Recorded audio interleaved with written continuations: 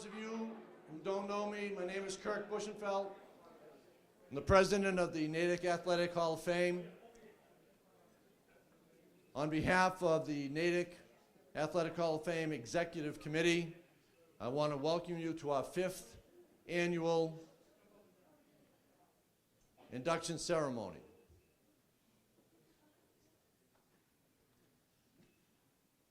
Once again, the athletes, coaches, teams being honored tonight represent the rich tradition that is Natick athletics. I know I have said this in the past, but it's so true. When the committee got together about six and a half years ago, we knew that this was something that was long overdue. The tradition at Natick High School, it's tremendous tradition. So many deserving athletes and coaches, contributors, and teams. So we spent about a year and a half trying to organize this, and every year the banquet has been a tremendous success. And we know it's going to be another tremendous success this year. We have a great group of people going in. Before I do that, and before we eat, I'd like to take a few minutes to recognize and thank a few individuals and organizations without whom we would not be able to have a successful event such as this. First off, the Executive Committee, if they could stand. Bob May, one of our directors.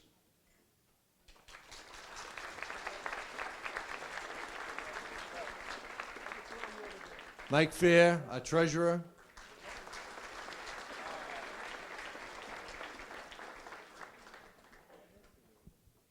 Bobby Annabali, another director.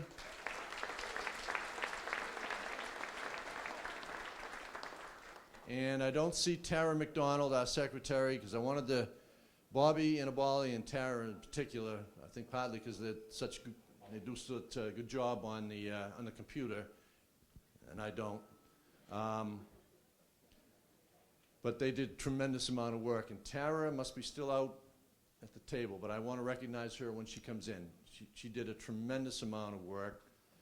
When we came in here at about 4:45, and Tara had done so much work putting together these tables of 10, and then we got here at 4:45 and discovered that they had tables of 12. So between then and 5:30, they were scrambling and to try to fit people in. So I apologize if you're not at a table where you thought you were going to be, but I think they did a great job of doing that. And speaking of her, Tara is coming in now. Tara McDonald.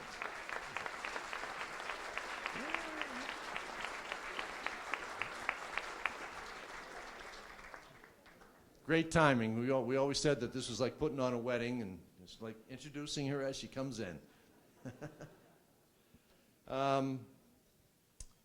Like to, again, I'm not going to take the time because I'm not sure if everybody's here, so I want to ask the members of the selection committee to please stand and be recognized. Members of the selection committee.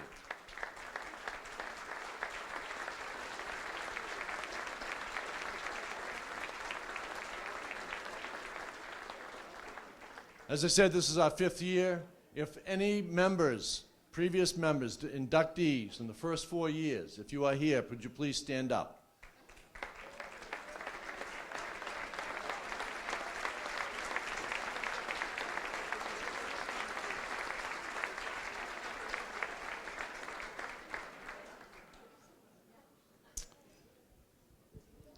Our superintendent, Dr. Sanchioni. Up. Our principal, Rose Bertucci. Athletic Director, Tim Collins.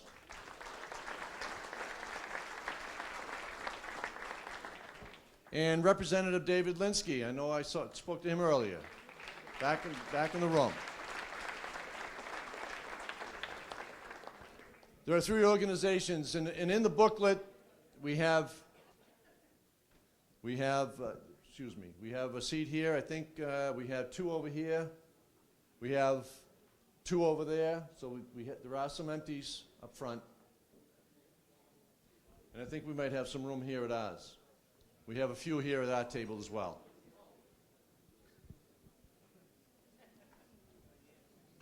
Anyways, every year, these 3 businesses in town help us out tremendously selling the tickets for this event. And I'd like to recognize Jones's Drug,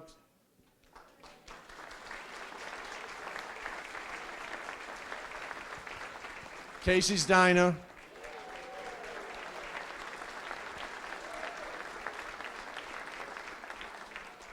and Fair and Yeager Insurance.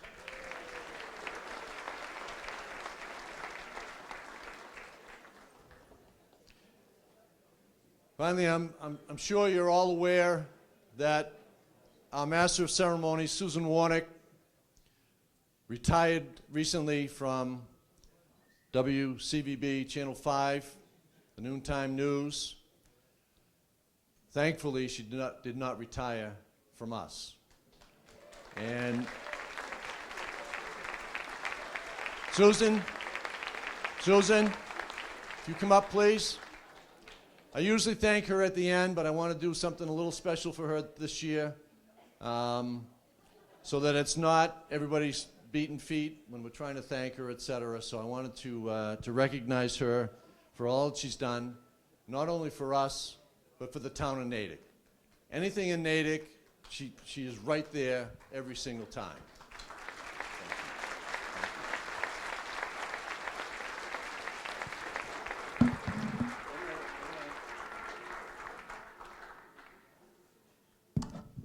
Laryngitis. Is that unbelievable? But that's not going to stop me from talking later. Just telling you.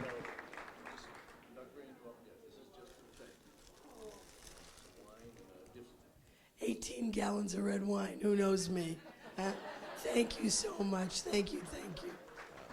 Thank you. Can you carry that? You all set? Huh? You can leave it any way you want, but I just wanted to recognize you. Sure.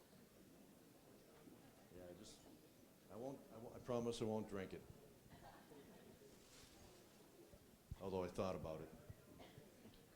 Okay.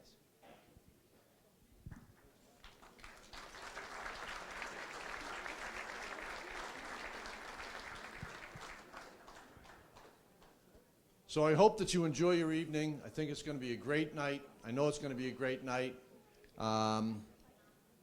If you would wait until the staff here will tell which tables to go up to get the food, and I believe we're going out one of these doors and coming in this door over here. But before that, one last thing I want to say. And my wife told me that I couldn't recognize anyone without recognizing everybody, but I don't care. She's not here. I have the mic, and I just wanted to say how proud I am that one of my former athletes, Mary Lee King, is being inducted tonight.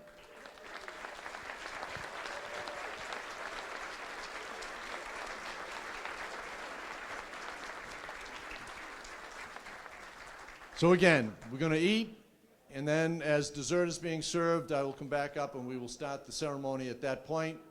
Wait until your table is called, and have a great night. Thank you.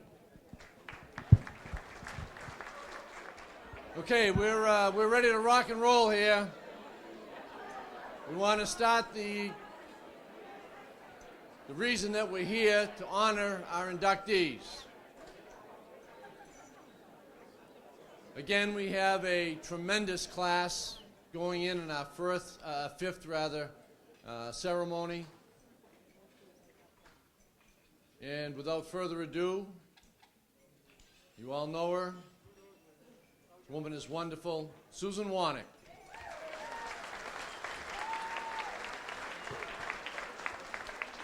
Thank you, Gerd.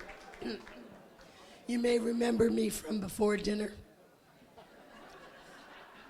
I'm the one with the laryngitis. Just excuse me 1 minute. Thank you. I I've seen the profile one too many times, you know what I mean? So yes, it is true. I have laryngitis. I didn't make this up. This is not an affectation. It's real. But I couldn't miss tonight. I couldn't not be here because I love this night. I love it for a lot of reasons. One of the big reasons is that I love Natick. I love Natick. I love Natick. I love Natick. I'm a graduate of the class of 1967. 64, I'll save you the trouble. I was young in my class. And I have had an amazing career. I have just been so lucky. People say to me all the time, wow, how lucky, you were a great career. Where'd you go to school? And I say, Natick High. And they say, no, I mean, where'd you go to college? And I say, I know what you mean, but that's not where I got my education. I got my education, ladies and gentlemen, at Natick High School.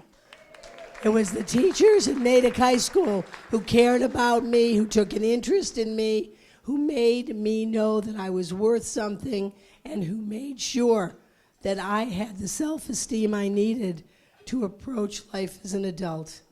I, of course, have some favorite teachers. We all do, but a couple of them are here tonight, and I want to single them out. One of them is Vi Tatuni. I mean, and what is truly remarkable about me and Vi Tatuni is that I never had her. She was at Coolidge, and we were at Wilson. But years later, she said to me, I tell everyone you were in my class. I say, okay. So now we're complicit in that lie. But you know what? I've learned so much from you, Vi, that you have been one of my teachers my whole life. Since I've met you, believe me, because we're about the same age.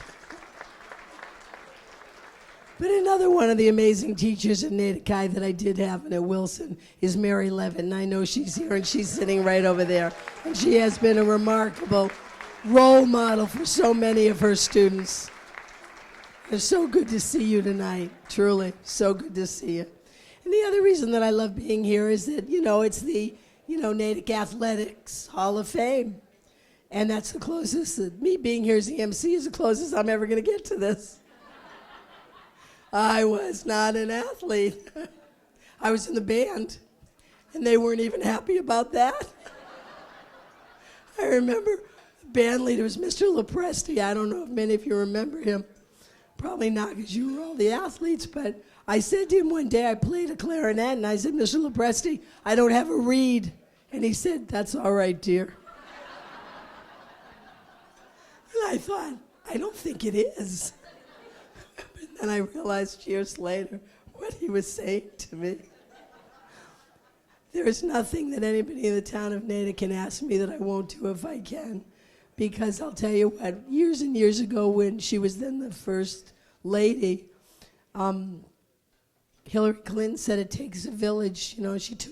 She took a lot of grief for that, and people scoffed at it. But I have to tell you, I thought at the time, that woman's been to Natick. Really. Because we are a village, and in Natick we take care of our own. And when I grew up, and I know it's the same way today, it's the teachers looking out for the kids as if they were their flesh and blood. And is that unique in the world? I don't know if it's unique, but I'll tell you what is unique. The consistency in this amazing community that we call home. And Natick will always be my home. So yeah, give yourselves a huge round of applause.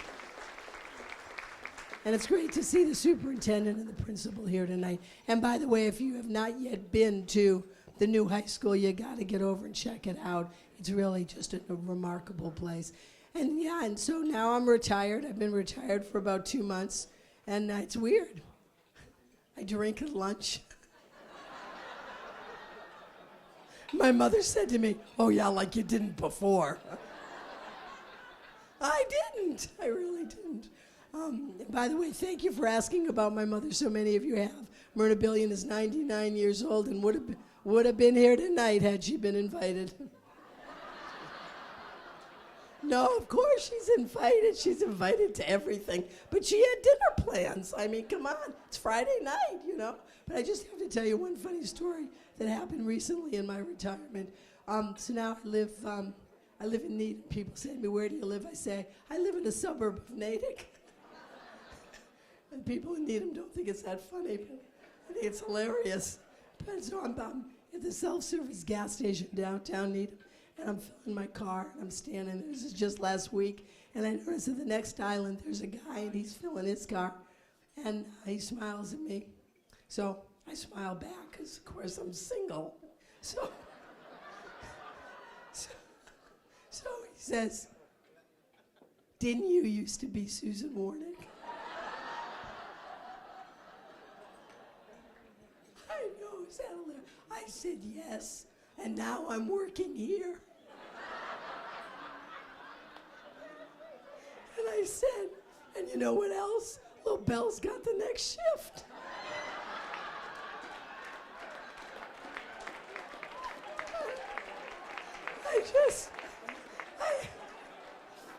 I had to share that with you. I thought it was, and that guy left. I know he left, and I know he went home and he said to his family, Susan Warnick's working at a guest.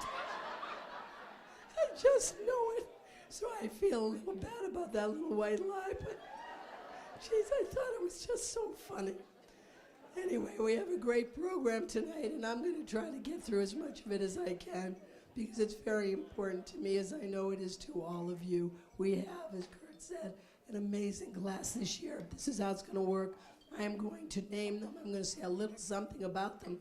But then our wonderful team of volunteers put great videos together, and you're going to be able to learn all about them. Inductee number 1 from the class of 1971, the amazing Beth Grady. A lifetime contributor to Natick High School athletics.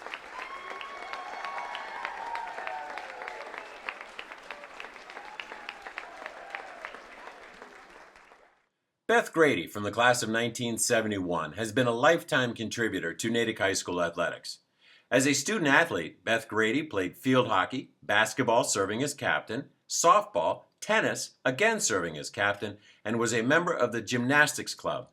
In her senior year, she was voted Girl Athlete of the Year by the Girls Athletic Association and voted Most Athletic by her peers. After graduating from Natick High School in 1971 and Springfield College in 1975, Beth Grady returned to Natick High School as a physical education teacher, a position she held for 35 years.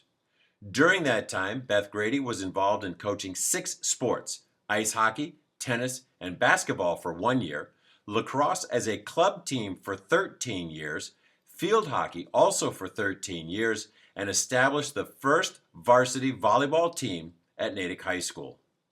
Many have heard of the equal rights movement. Beth Grady is most recognized as being the driving force behind bringing equal opportunity to women who wanted to participate in athletics. Her coaching philosophy was to never turn anyone away who wanted to play, and that you are not just teaching a sport, you are teaching them about life through sport. Because of that coaching philosophy, Beth Grady was awarded the Massachusetts Women in Athletics Distinguished Service Award for 2007-2008 at the Massachusetts Celebration of National Girls and Women in Sport Day, sponsored by the MIAA.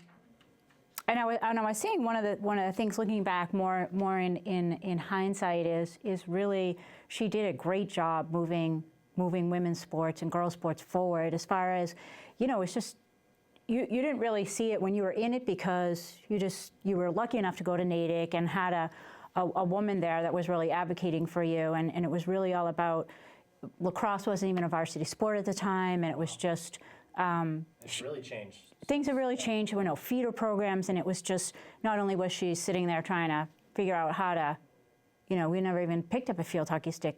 There you are in like 9th or 10th grade seeing it for the first time. So, I mean, her philosophy was really about getting girls out there, and it really wasn't as accepted. It's not like today where it's just a given that there's opportunity for girls. Even though Title IX was already in existence, it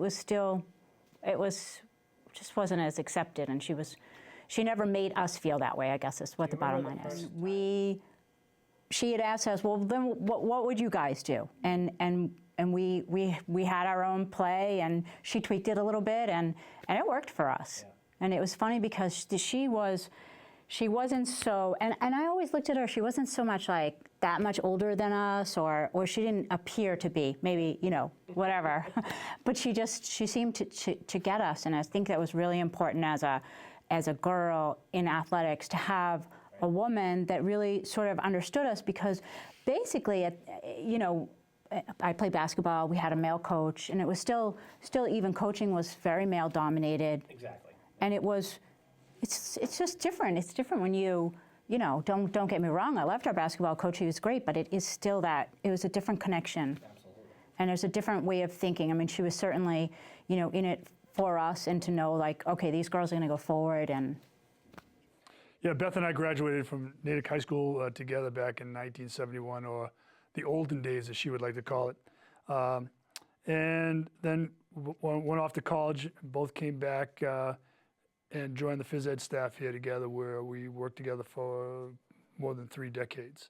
We were at the ground level of Title IX, Chapter 622, where the new law was coming in, which was supposed to bring equality to women's athletics. And of course, we all know that that's been a work in progress.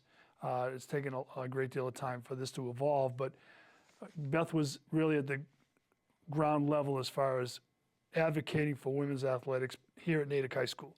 She came back as a teacher and as a coach, where she coached field hockey, lacrosse, softball. She even coached ice hockey here for a while. And again, a lot of those teams she fought to get started. They didn't exist at all before she got them going. And in addition to that, she's really created a lot of opportunities for women's athletics that never existed as well. 2014 Natick High School Athletic Hall of Fame inductee from the class of 1971, Beth Grady.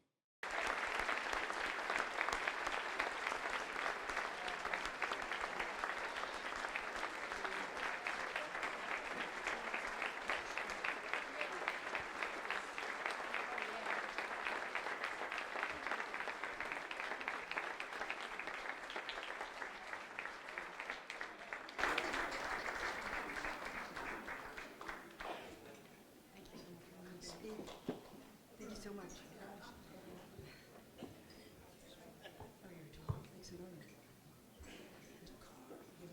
Oh, yeah, you and Oprah. Thank you for everything. I want to thank the committee for all their hard work. Kirk, Bobby A., Bobby May, Tara McDonald. They did a lot of wonderful things to have this event happen. I'd like to congratulate all the other award winners. I had Julie Quigley in class, Mary Lee, outstanding basketball player. She played on my field hockey team, outstanding. And Julie's running marathons all over the place. It's wonderful. I want to thank my family for all their love and support, and my friends and former athletes, thank you, and friends now, and especially my sister Ann and my brother Kevin. I'm thrilled and honored to be here tonight. I had a blast. I love sports. We had challenges with Title IX. It wasn't there yet. But I met my best friends playing sports. Jane Murphy, Mandy Bradley, Gail Bellevaux, Gina Arena. We had a blast. We had milk and cookies after the games with the other teams. I played 6-player basketball. Talk about the dark ages. We lost the game 11-7. We didn't have a lot of training before high school. It was 3-2 at the half, and that was foul shots. Field hockey, I was a senior. Jane Murphy was a sophomore. She got a goal. We all tackled her, and she thought we were nuts. It was my first goal I ever saw by Natick. You know, it was just a blast. I loved playing. I had wonderful teammates. I had wonderful athletes, outstanding players, and they were just a lot of fun to be with. Class of 85, class of 78, 79, all you guys. Volleyball. I didn't know what I was doing, and so You just wung it. You know, you did the best you can. My second year, we went to the tournament. We had a ringer from Germany. That helped. And then with ice hockey, I didn't know a thing about ice hockey. John Brown was awesome. He goes, field hockey, ice hockey, you'll be fine. And it's way different. Now that I'm watching the Bruins. You know, but I had a blast. I'd do it all over again in a minute with our challenges. So what? We had a blast. And,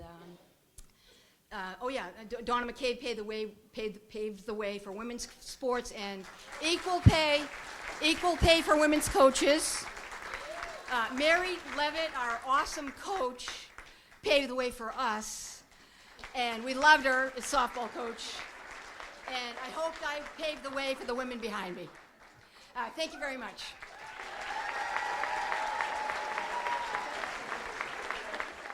Next year, Beth will be emceeing this event.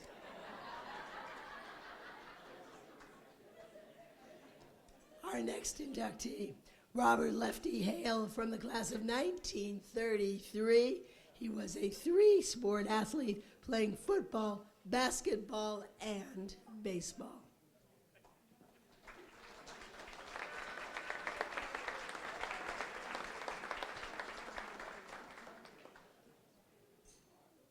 Robert Lefty Hale from the class of 1933 was a three-sport athlete at Natick High School, playing football, basketball, and baseball. In football, Robert Lefty Hale served as a captain his senior year, and according to newspaper articles during that time, was a star halfback.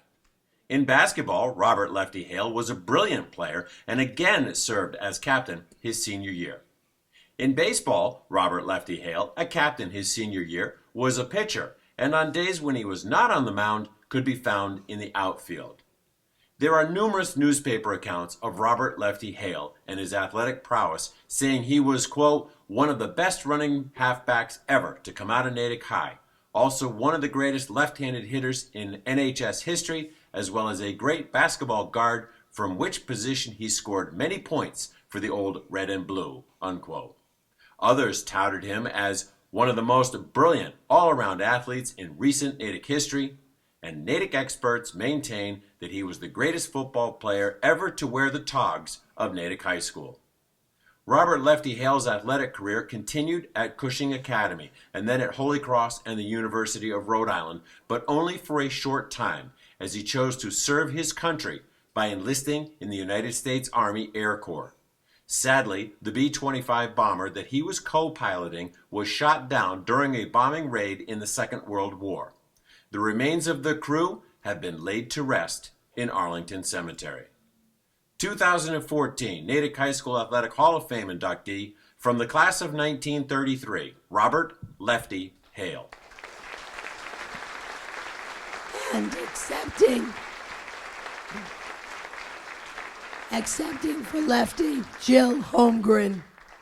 Jill, come on up. Hello. My name is Jill Holmgren, and I am the great niece of Robert Lefty Hale. About a year ago, I stumbled upon a scrapbook that my grandmother had kept, and inside those pages lay a collection of newspaper articles recording Uncle Bob's successes while playing Natick High School sports, his original Natick High School Letterman Awards from 1931 to 1933, and the post-high school athletic awards and achievements of her brother, Robert Hale. After reading through and sharing the findings with my family, I couldn't help but think that Uncle Bob most certainly deserved to be honored by being inducted into the Natick Athletic Hall of Fame. Although my grandmother passed away in 2011, I can't help but think that she had something to do with me filling out that application, which led to her brother Bob being honored tonight. It was Robert Hale's parents and 9 siblings that kept his memory alive and shared the stories of his remarkable athletic abilities so that 4 generations later we are still gathering together in his honor and talking about him and his eventful short life. The attendance of family members for tonight's event prove what an influence Robert Hale has had on his family, even in his absence. Robert Hale's 2 surviving siblings, Edward Hale and Barbara Hale Collins, share stories of football, baseball, and basketball memories that after 65 years still find their way onto their memory lane. Edward Hale, Robert Hale's youngest brother, is joining us here tonight.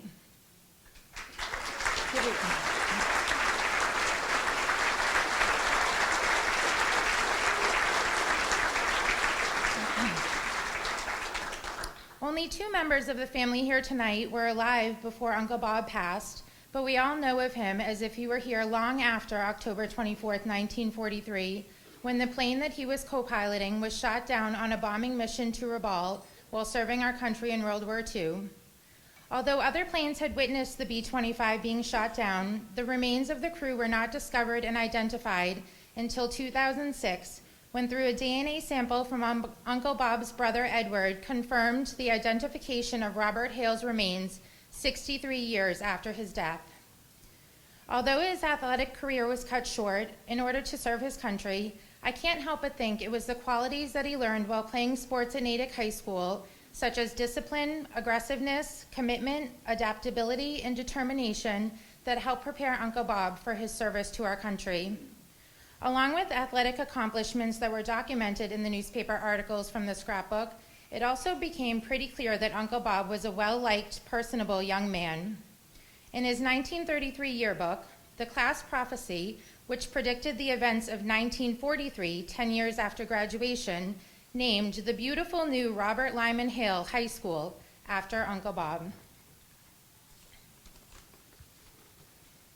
Also, after learning of the death of Uncle Bob, Natick alum Sergeant Joseph S. Sibagrassi wrote to the newspaper from New Guinea saying that if Natick ever had a Hall of Fame of its own, and he believes it should, the name of Lieutenant Robert L. Hale be included thereupon.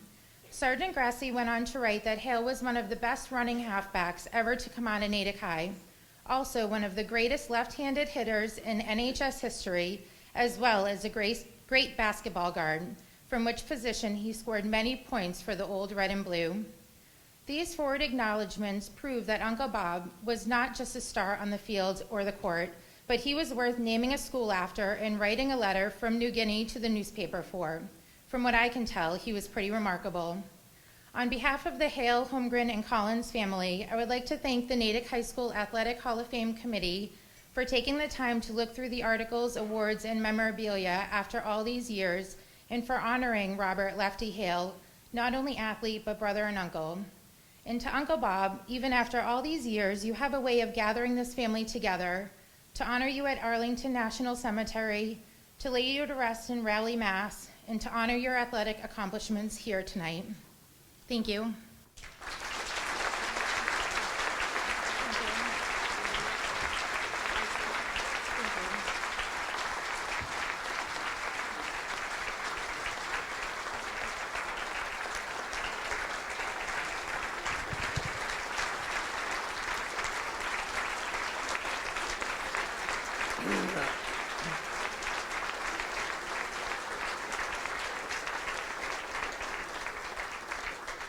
Jill, that was a beautiful speech. You must have gone to Natick High. And now you teach here. See, case closed. Our next inductee, Julie Quigley Moore from the class of 1983, a 3-sport athlete running cross country in the fall, indoor track in the winter, and outdoor track in the spring. Julie Quigley Moore from the class of 1983 was a 3-sport athlete at Natick High School, running cross country in the fall, indoor track in the winter, and outdoor track in the spring. In cross country, in her senior year in the fall of 1982, Julie Quigley Moore set the course record on the Natick cross country course.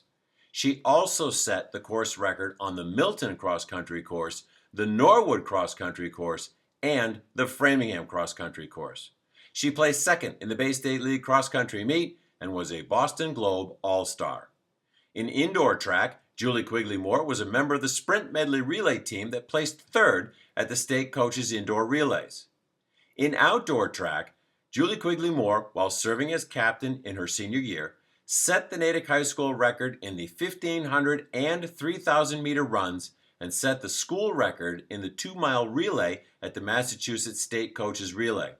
She also took first place in the 2-mile run at the Bay State League Championship.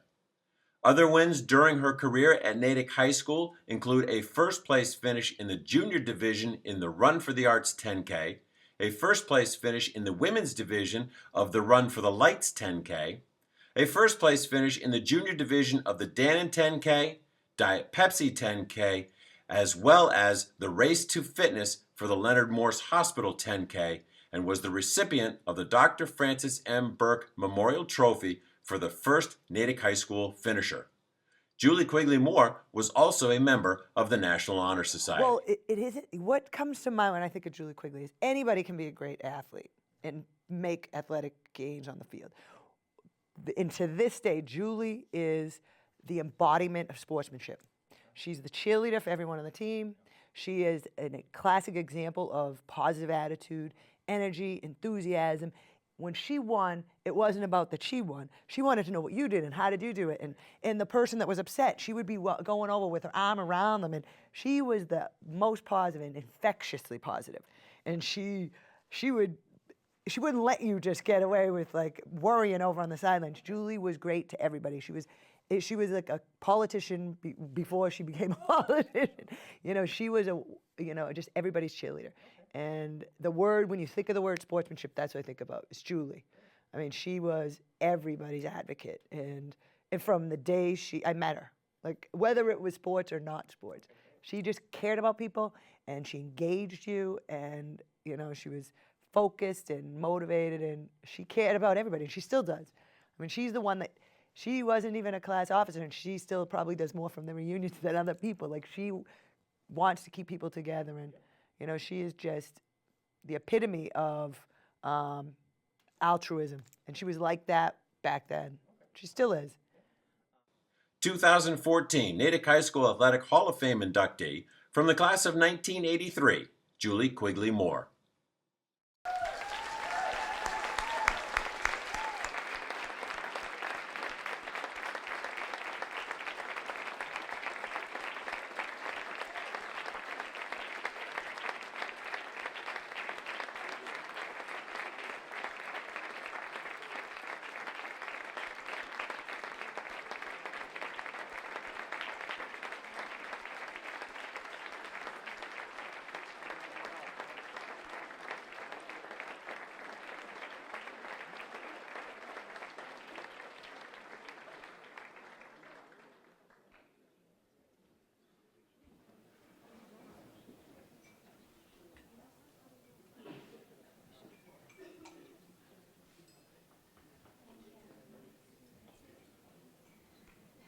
A lot to take my breath away, but that just happened. So,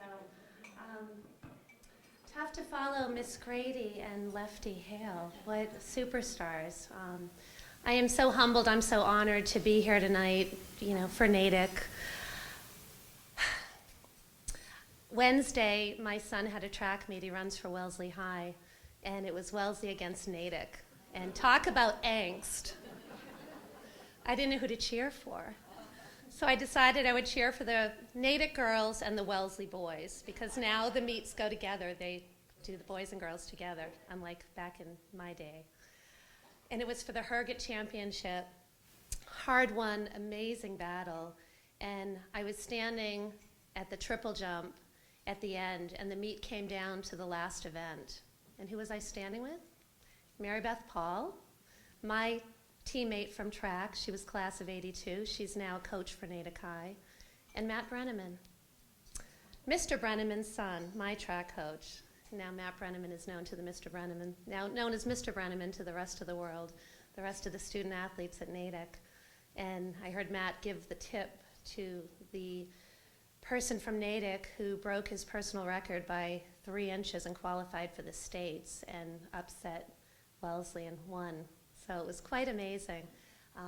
But it was neat to see my son wear not necessarily Natick, but Wellesley, wear a shirt running on a track team. And it really brought things back full circle, because the Natick High track was my playground, and that's where I loved, that's where I thrived, and that's where I got the energy that my good friend Laura Lutfi described, because I loved it. I was passionate about it, and I was so grateful that I was able to be part of that team.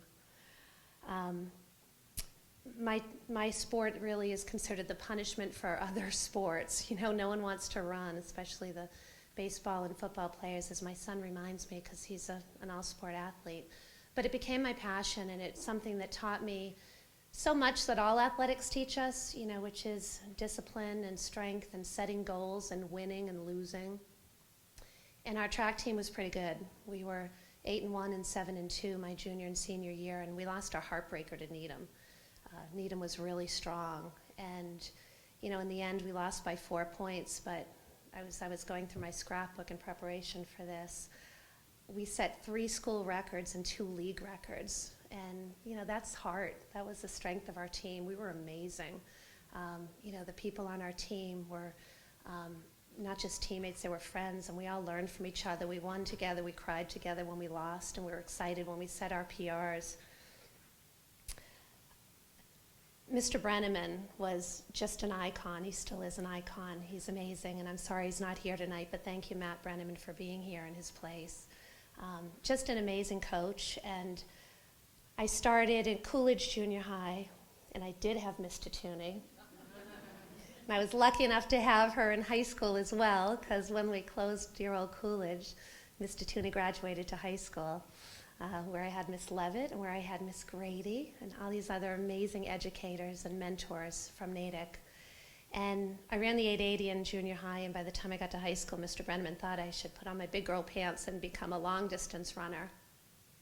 And we were competing against Dedham, and I was okay with the 880. I had graduated a little bit to the mile. I was fine with that. And then he said, you know, Julie, tomorrow I'm going to have you do the 2 mile. So Mr. Brenneman, and I'm now a lawyer, and I started my negotiation skills pretty early on, and I tried to talk him out of it, told him it was a bad decision. I said, 8 laps? Really? 8 laps around the track? Well, what am I going to talk about for 8 laps? Who am I going to talk to for 8 laps? And I said, what's the strategy? I don't get it. 8 laps is a really long way. And he said, just hang with her. Just hang with her for 7 laps and then win.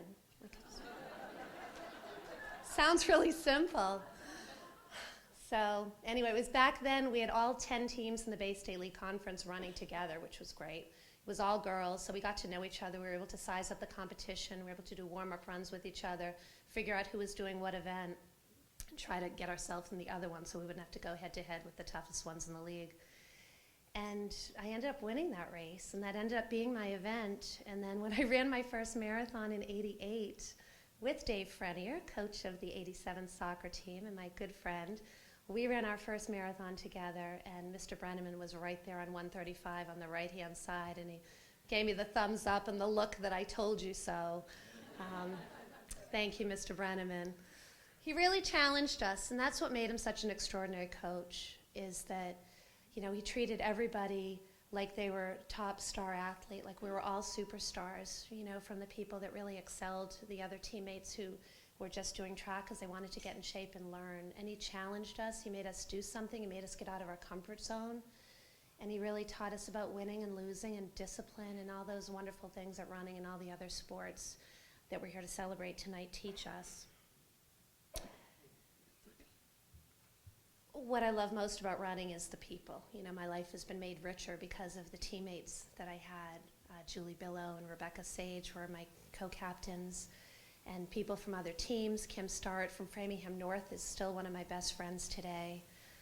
And certainly the coaches. I can't say enough about Mr. Brenneman. Patty Moores, who became Patty Wright. She married Phil Wright from Natick. She was an amazing role model as well. She was a top distance runner at Natick High in UMass, and I was there when she ran her first marathon, which certainly helped to inspire me to run long distance.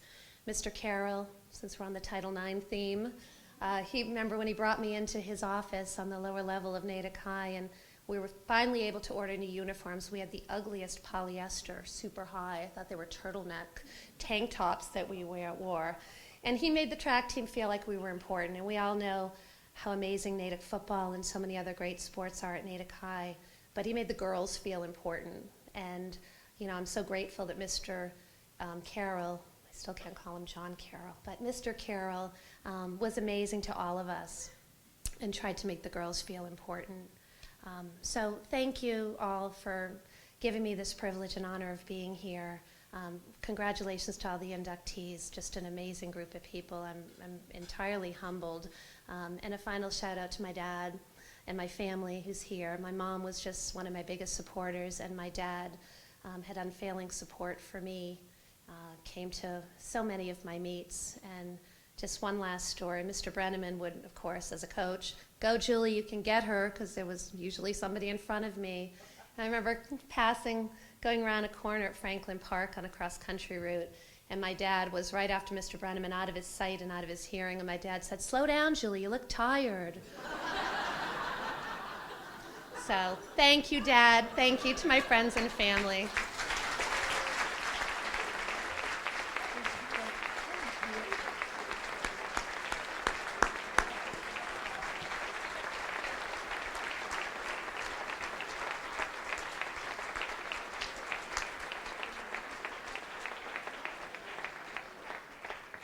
And our next inductee from the class of 1951, another three-sport athlete at Natick High School, football, hockey, and baseball, George Putt Morgan. George Putt Morgan, from the class of 1951, was a three-sport athlete at Natick High School, playing football, hockey, and baseball. In football, George Putt Morgan was a Boston Herald All-Scholastic honorable mention at offensive tackle. In hockey, George Putt Morgan not only led the team, but led the state of Massachusetts in scoring both his junior and senior years. However, it was not until the last period of the last game of his senior year that he beat out Dick Rodenheiser of Malden for the scoring title. He also helped lead the team to the Eastern Mass Hockey League Championship, a 3-2 victory over Malden, in which George Putt Morgan scored all 3 goals. He then had 2 goals and an assist in the 10-1 victory over Malden Catholic, which helped Natick win the Metropolitan Tournament title. He was awarded the Ralph Howard Memorial Trophy as the team's MVP. In baseball, George Putt Morgan was a Boston Globe All-Scholastic honorable mention right fielder and had tryouts with 3 pro baseball teams his senior year, the Red Sox, the Braves, and the Phillies. He signed with the Philadelphia Phillies. But we had great times, and Putt was Putt was the leader. He was, in football, he was honorable mention as an offensive guard. You don't get too many. And if there was the weakest of the 3, I would say hockey and baseball. He really dominated. Leading scorer 2 years, back-to-back. Baseball, he was Bay State All-Star, led the league in home runs both years. He had a determination.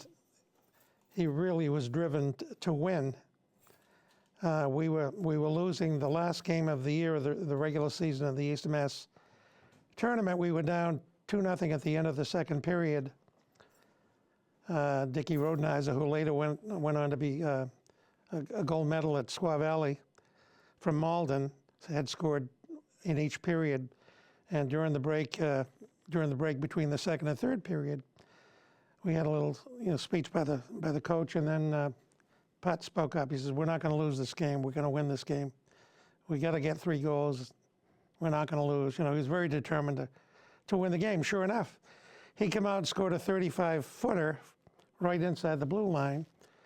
Just screamer, Then he was assisted by, I think, Tom Curley on the second one from about 15 feet, and by Sam Bassett on the third one. And we ended up beating Malden for the Eastern Mass title 3-2. 2014 Natick High School Athletic Hall of Fame inductee from the class of 1951, George Putt Morgan.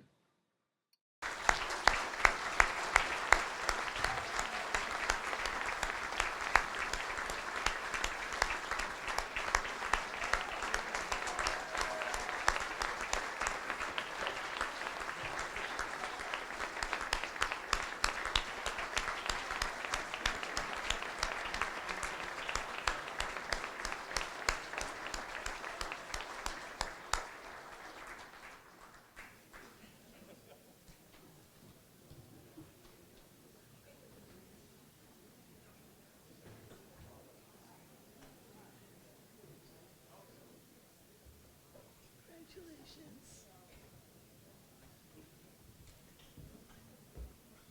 I'll take a picture, put you in the middle. Congratulations. Thank you.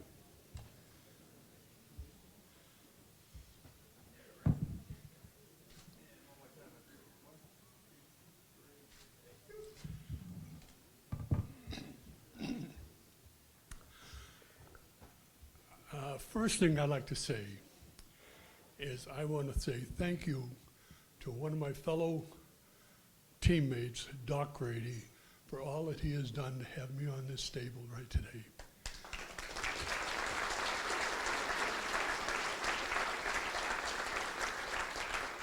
I'd like to thank the committee for accepting his nominations and inducting me into this prestigious group of people that I could spend the rest of my life and never be able to say that I've made him be better.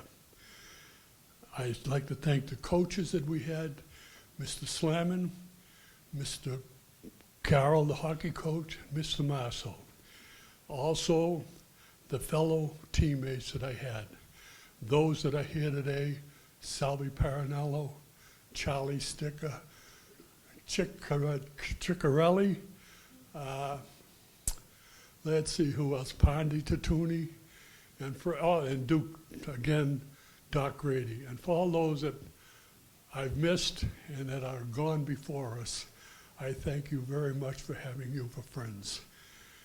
And also, I'd like to say this, that as long as I've been out, to be able to stand here right now and have my wife, Barbara, who I've been married to for 58 years,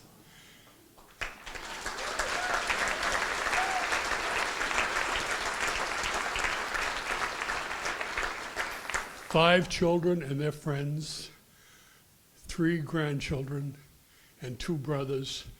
And what more can I say? Thank you, thank you, thank you.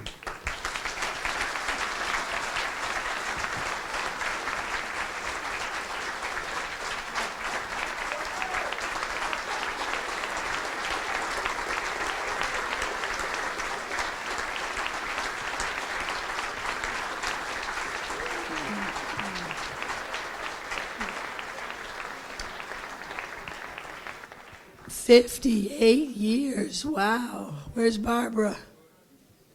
That's remarkable. Congratulations. 58 years married. I can add all mine together and not get anywhere near that. It's unbelievable. Our next inductee, a 2-sport athlete playing basketball and baseball from the class of 1988, Nick Del Vecchio.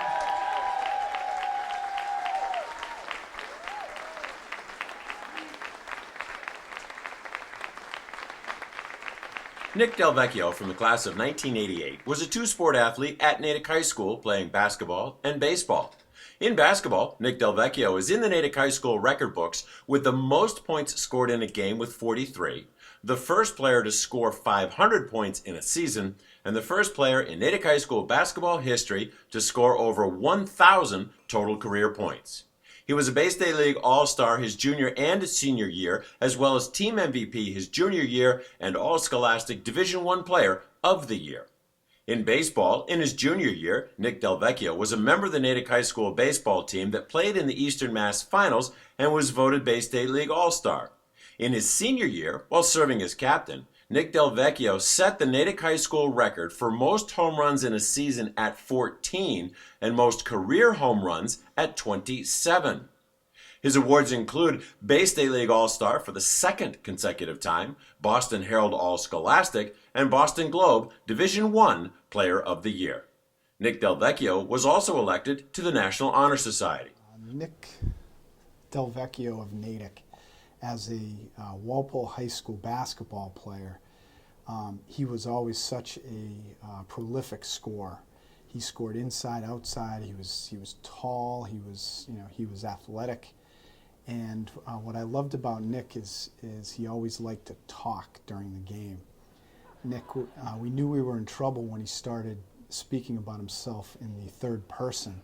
I would hear he would score on some beautiful play inside. He was tall, he was 6'5", and as he was heading up the court, we would always hear him go, "Oh, Del's feeling it tonight, Del's feeling it tonight." And when we heard that third person, we knew we were in big trouble over in Walpole.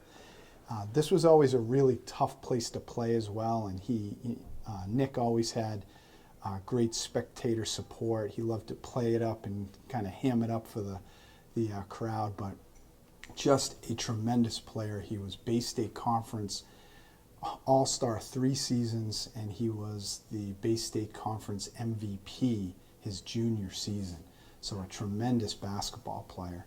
And we always had such great games against Natick. Natick Walpole in any sport was always a scene. Yeah, nowadays, Nick, Nick would lead the league in home runs, and I'm talking about everybody. You add everybody together, and they don't hit as many home runs as he hit his senior year. His senior year, he had 14 home runs. The 3, 4, 5 hitters Nick's senior year were Nick, my brother Andy, and Chris McTagg. Between the 3 of those guys, they hit 29 home runs. Nick had 14, and Andy and Chris had 8 and 7. So that's unbelievable. I'll tell you, it didn't make any difference. Aluminum wood. Nick hit balls with aluminum bats that just went crazy distances. Put a wood bat in his hand, he did the same thing. And interestingly enough, I coached against Nick when he went to Harvard. I was coaching at BC, and it was unbelievable. He came up to bat, and at one point we said, "All right, I've got this figured out. We'll pitch him away. Not a problem. Maybe we'll bust one inside." Well, the one we bust inside, he hit the ball off the building at Harvard. I don't know if you've ever been there.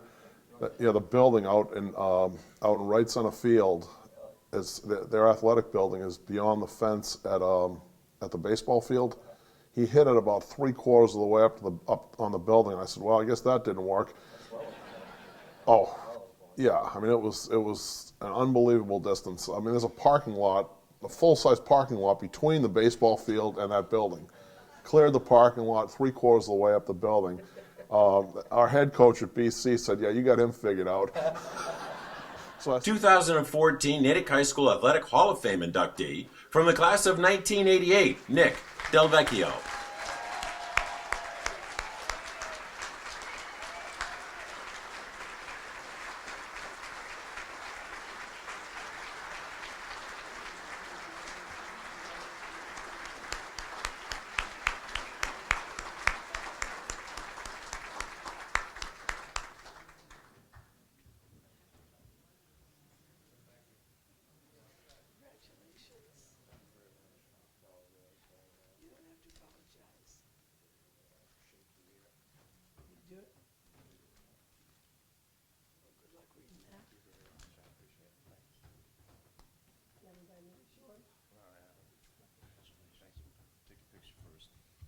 Thank you very much.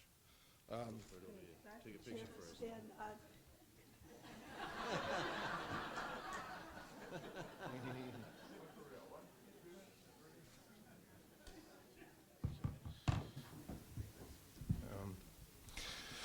There are so many people that I feel compelled to recognize for my success as a student athlete at Natick High School from 1984 to 1988.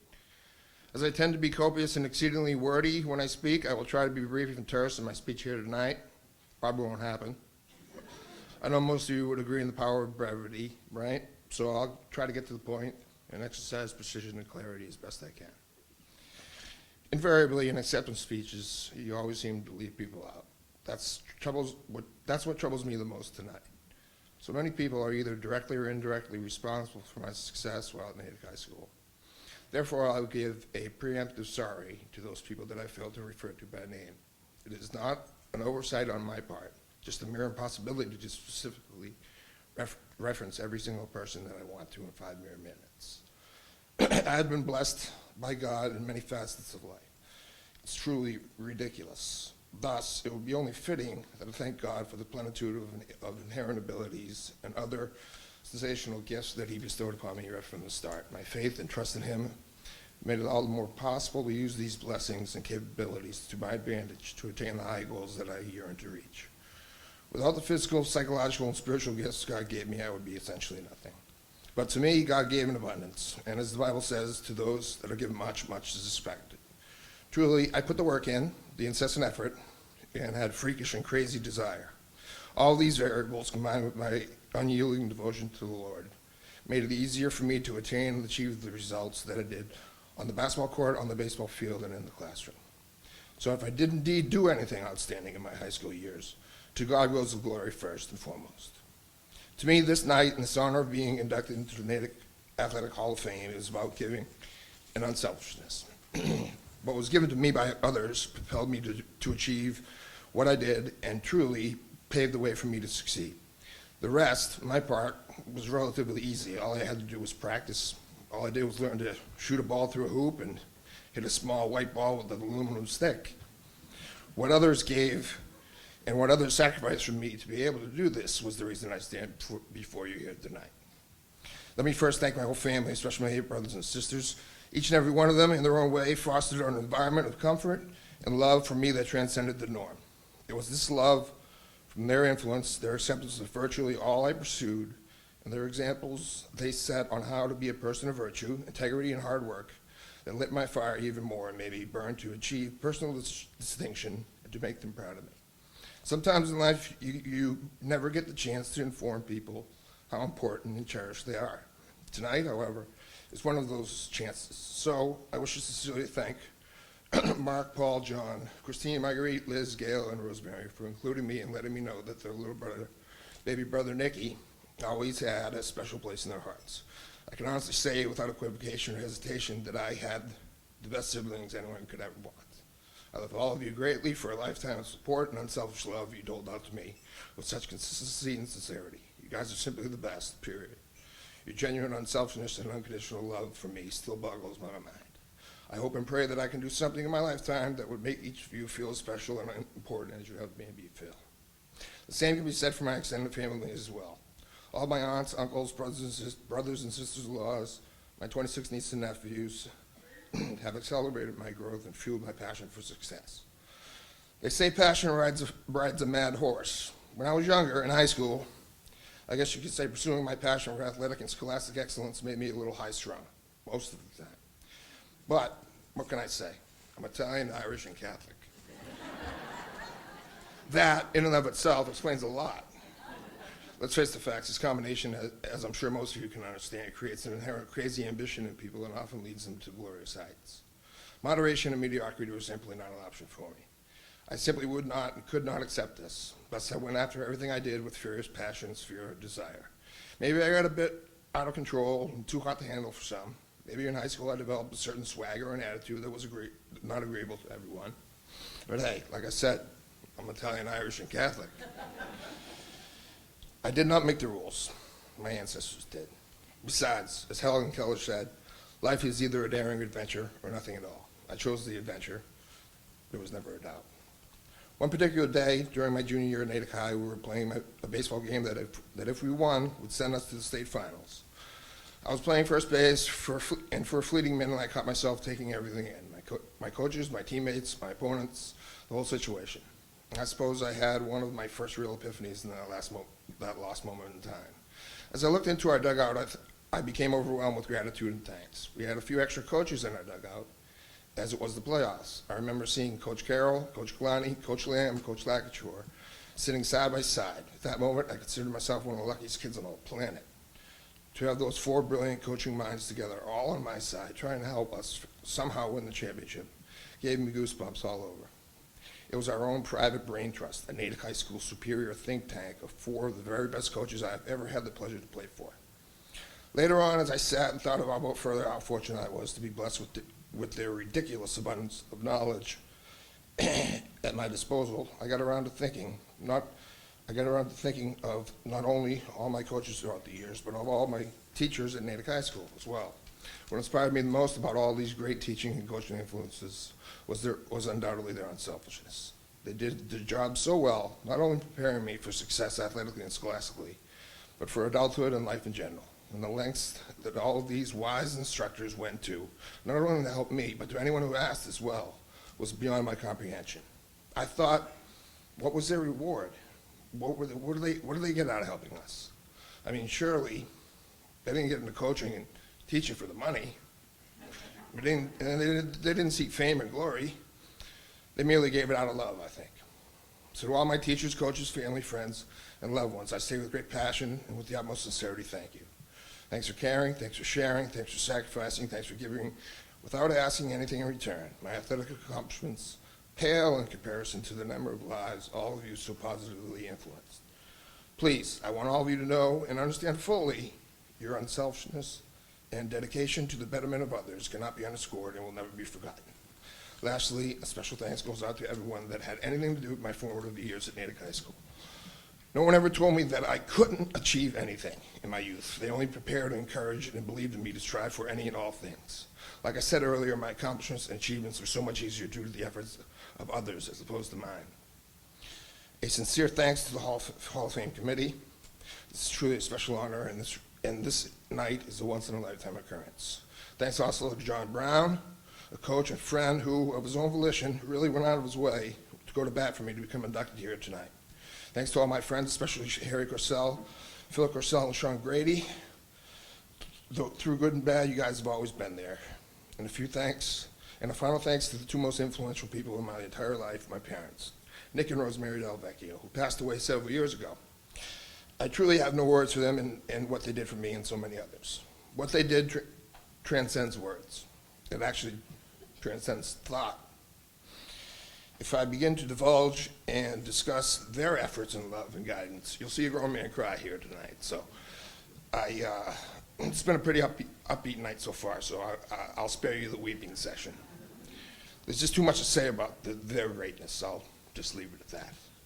So remember, as a great jazz musician, Miles Davis said, shoot for the stars, because if you fall short, you'll still end up somewhere.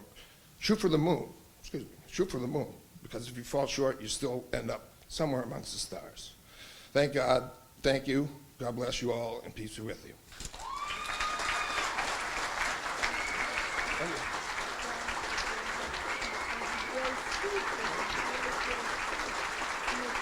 Thank you very much. Thank you. Thank you. I didn't crash. Almost. Thank you.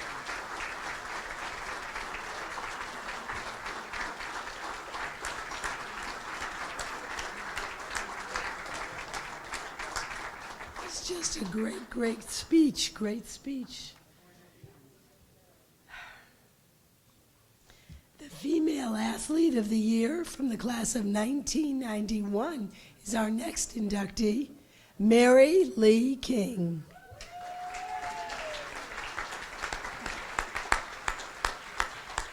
Mary Lee King from the class of 1991 was a multi-sport athlete at Natick High School, participating in cross country in the fall her freshman and sophomore years, then field hockey her junior year, basketball, and outdoor track.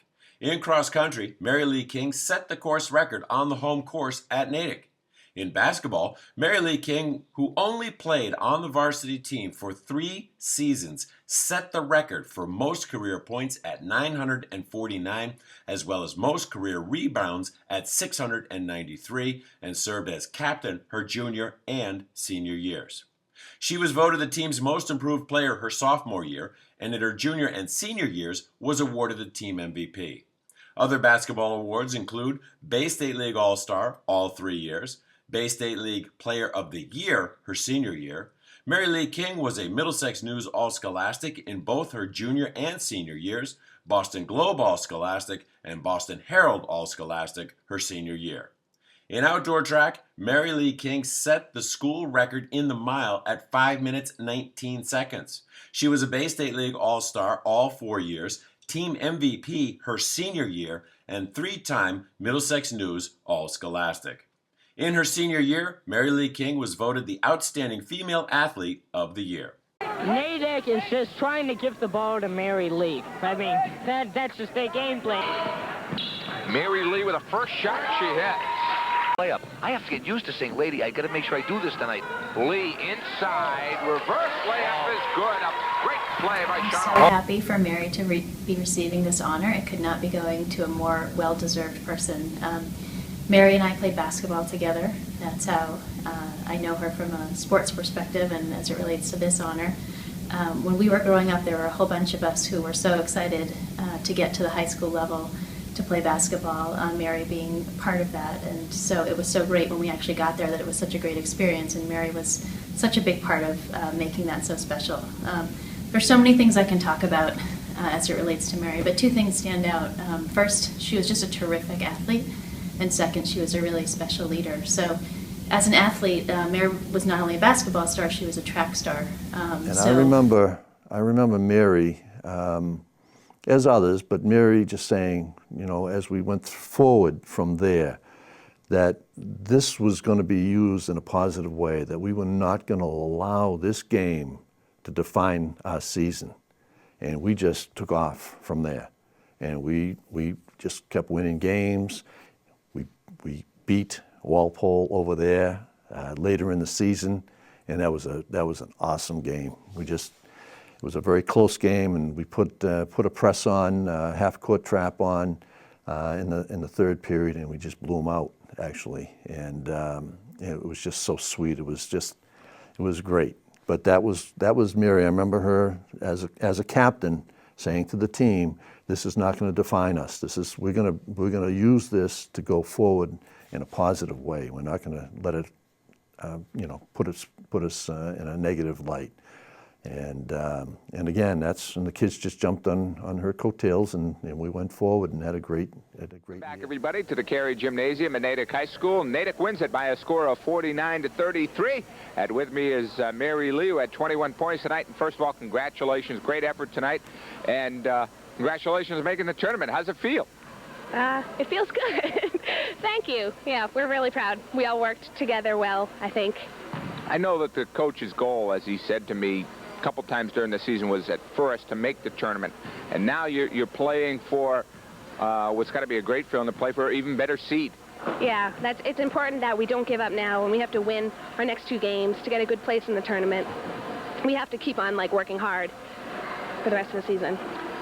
This is a very young team, which a lot of people don't realize, and this team's only going to get better coming into next season. Right.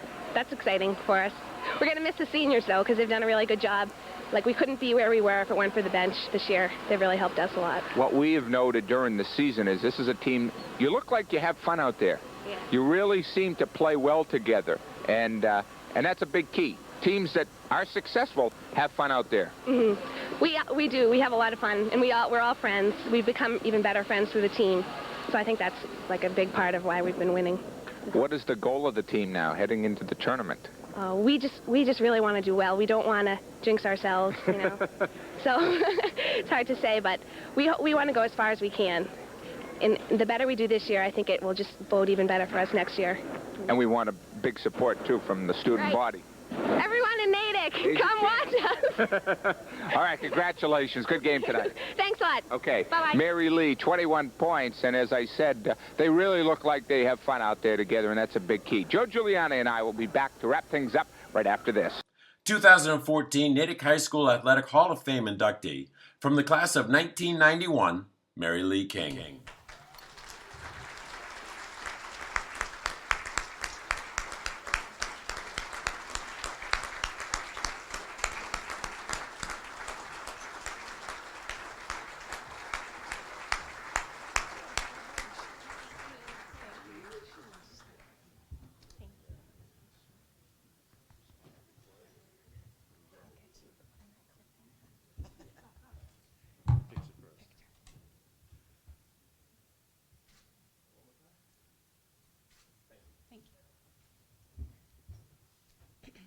I have nowhere to go but up, since you've seen my speaking ability in high school.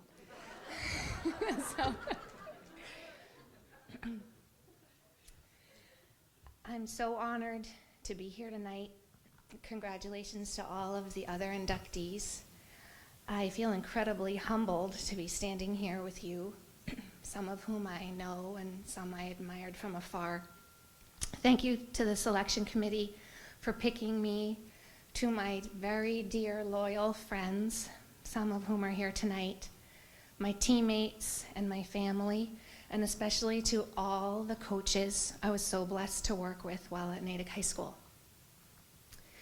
Now that I'm an adult with children of my own, I recognize more clearly the things I took for granted as a kid. I was blessed with an athletic body, but there are so many other gifts and opportunities that I was given by my parents along the way that helped me to grow and flourish as an athlete and a person. Thank you to my brother Chris and sisters Kate and Amy for your constant support and encouragement. How can I ever thank you enough? Teammates Michelle Ferretti, Sarah Trash, Heidi Sadette, and Mona Sheriff, who are here tonight, as well as all my teammates while at Natick High School. I'm also thinking of Shauna Holt and Lee Finnegan, because they were very important as well. My track coaches, Mr. Brenneman, Mr. Driscoll, Jeff Stone, Mr. Burnham, and Miss Grady, my field hockey coach. All my friends on the track team, especially my sister Katie. All of us, we just had so much fun together. And honestly, if not for their skillful passes and support and selflessness, I would have been nothing as an athlete. I have great childhood memories of basketball, mini camp with my friends. Then as we got older, I remember the rustic camp on Cape Cod. It was really rustic. Yep. And every time I've ever seen Mr. Bushенfeld, in the past however many years, he reminds me of the time there was a bug in my shoe, and I think I staged a fit, and that's all behind me now. I remember difficult practices and Saturday morning practices. I remember sweating, laughing in the locker rooms and on the bus. I remember going out for ice cream after games with my sister Katie. I remember practicing alone at Murphy School and practicing with good friends. I remember close games. I remember losing games. I remember learning how to win games. I remember when we started to feel like a good team. I remember when I realized these girls have my back. I remember knowing my teammates wanted this just as badly as I did. I remember falling asleep thinking about basketball and waking up just totally psyched to get to practice that day. I just loved it. I'm so grateful to everyone who was part of that joyful time in my life.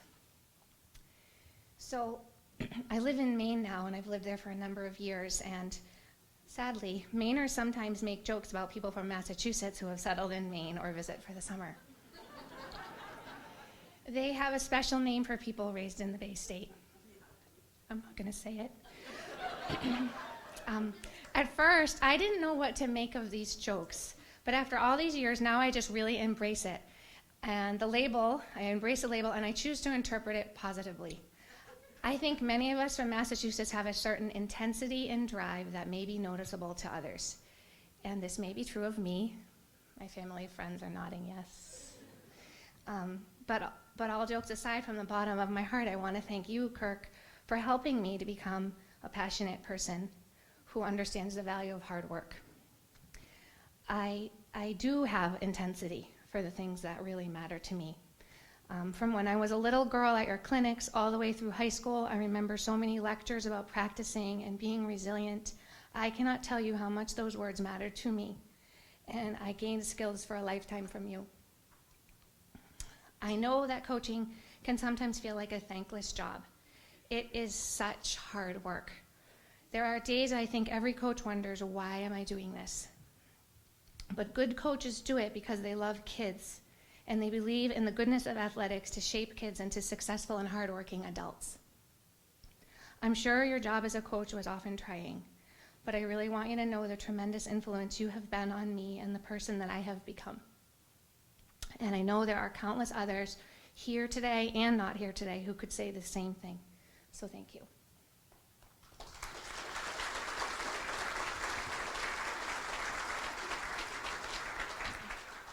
By now, I've figured out that for many of us, sports are a charade for all the lessons that they teach about life, how to win, how to be fair, how to experience defeat but not be defeated, for the relationships it allows and the friendships and loyalties it creates. I remember years ago when I was finishing my time at Holy Cross, I was considering becoming a graduate assistant somewhere in coaching or going to play basketball in Europe. My mother had the nerve to say to me, "Mary, you know there's life after basketball." I was shocked and offended. But it turns out she was right. There was abundant life after basketball. But all of those lessons, habits, and relationships last forever.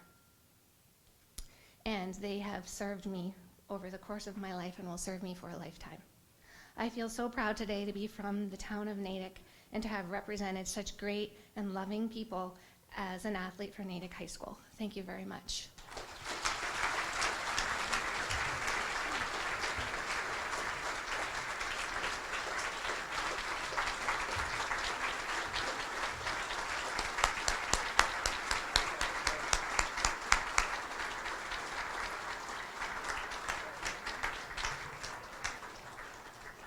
cannot imagine how gratifying it must be to be a coach from Natick. I mean, really, just some amazing human beings, men and women. Not just great coaches in Natick, just great human beings, period. And I think it was Nick who said, you weren't doing it for the money. And the next inductee is not with us tonight. He's with us in spirit, and he's with every single student who went through Natick High School, who met him, whether you were an athlete or not, you knew Coach Dan Bennett. Dan Bennett was the head football coach for Natick High School from 1958 to 1973. During his first year as head coach, the football team finished with a record of 7 wins, only 1 loss, and 1 tie. The next season, 1959, the team went undefeated with a record of 9 wins and no losses. During his 16 years as head coach at Natick High School, in seasons that were only 9 games long, the football team had 8 seasons with 7 or more wins, 2 undefeated seasons, and 5 Bay State League championships. Coach Dan Bennett passed away in 1974 at the young age of 45 years old. His record as the head coach of the Natick High School football team, 102 wins, 34 losses, and 8 ties. Well, I knew Mr. Bennett. He became the head coach at Natick High School my sophomore year, 1959. He took over for the legendary Joe Hogue. And Mr. Bennett was a special coach, not only to myself, but all the other players. He was a disciplinarian. He taught us about hard work.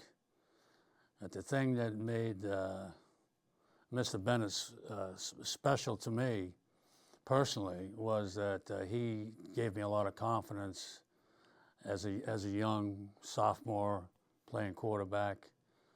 And another thing he did for me, there was a very difficult thing that happened in my senior year in high school. I was ejected from the Natick Framingham football game, and we lost for the first time in 19 years to Framingham. So there was a lot of, I was telling my wife the other day, of all the things that I did in sports professionally and high school, the number one disappointment that I had was getting ejected from that football game. It just crushed me. And after the game was over, my father, who never once came into the locker room or hung around, came into the locker room because I think he was concerned about how I might be feeling. And at that particular time, Mr. Bennett brought my father and myself into the coach's training room and said some things to us that, eased a lot of the pain. So that's my number one story about Mr. Bennett. Yeah, he was a great person. He was always interested in what we were doing, how we were doing in school. I can remember he'd always ask, how's school going and how's that going? Because the coaches at that time all needed to have a second job in the summer. Their first jobs were really at Doug Pond. So they were all lifeguards at Doug Pond together. And so that's what they would do in the summer. I remember he had a great smile. He and my father, they developed a real strong friendship. I can remember there's an article Lenny Megliola wrote when Dan Bennett, after he had passed, and he was interviewing my father, and my father felt so bad because he had lost his best friend. Dan Bennett was his best friend, and they did a lot of things together. So what I remembered about him is he was smiling, and he was just a really nice guy. Of course, a lot of that changed when I got to the high school and I was playing for him, and but he had a sense of humor. He wasn't the type of person that always had that gruff exterior. I think a lot of people would think of him like that, but I didn't think of him like that. I just thought he's a really nice man. 2014 Natick High School Athletic Hall of Fame inductee, head football coach Dan Bennett.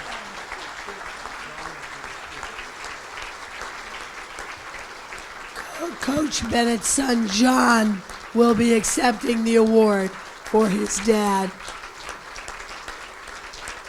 Himself a great coach.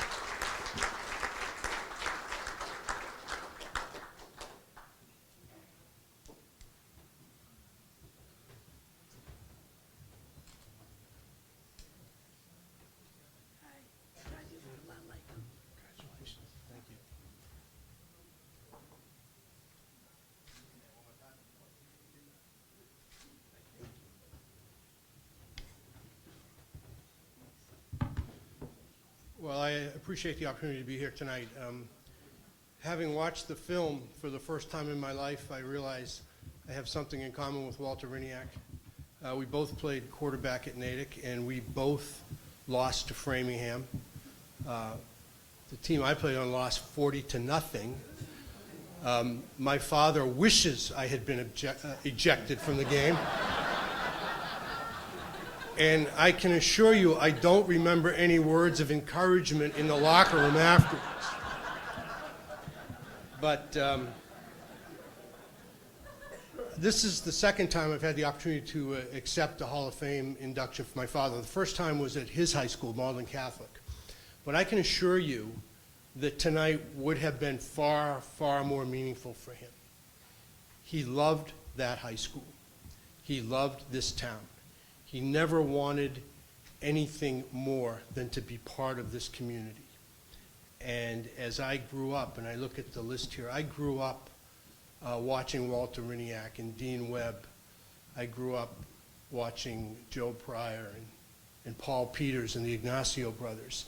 But what struck me on reflecting tonight on the list here are the amazing number of Hall of Fame coaches that my father had the opportunity to work with, and as a team, Bob Whalen and John Carroll and Bob Galani, for one community and one school to have all those men working there at the same time, mutually supporting each other, is truly a blessing for the town of Natick. And certainly it was a big help to my father, and they mutually supported each other's success. My father liked to win. He liked to win a lot. And he put a lot of emphasis on it, but the winning was more or less a function of the great athletes he had.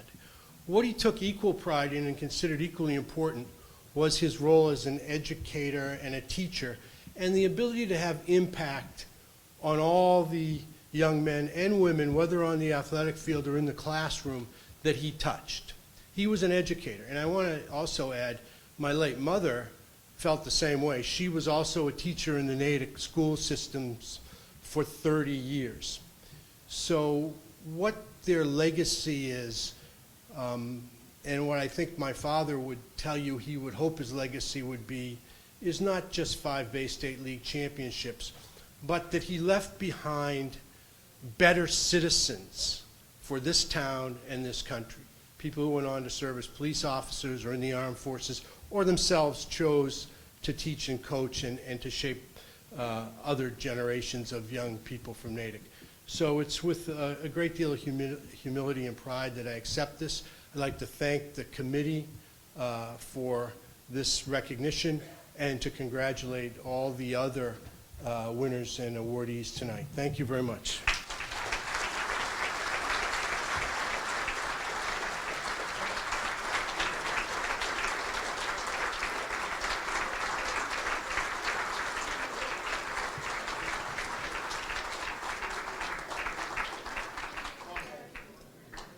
The name La Couture is certainly very well known in the town of Natick. And our next inductee is from the class of 1988, a 3-sport athlete, football, hockey, and baseball, Dave La Couture. Dave Lacouture from the class of 1988 was a 3-sport athlete at Natick High School, playing football, hockey, and baseball. In football, Dave Lakacher was awarded the Outstanding Football Lineman Award his senior year.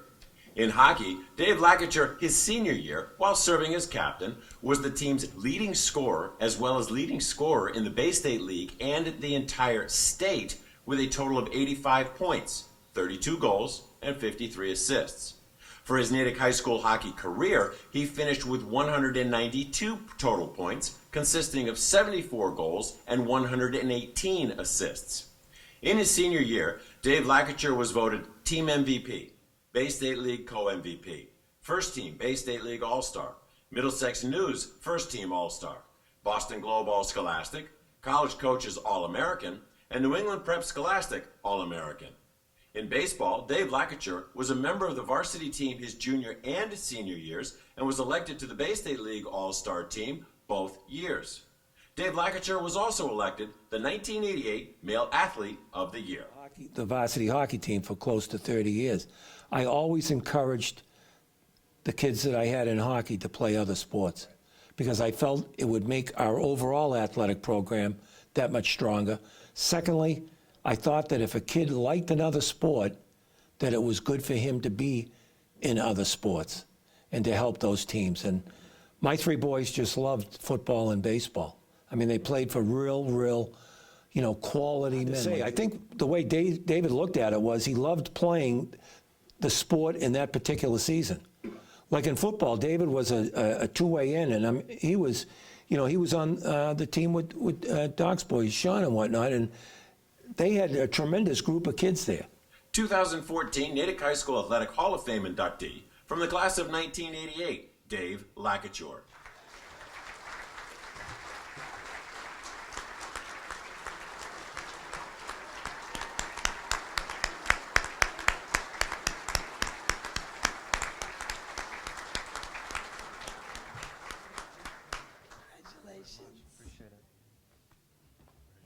Appreciate it.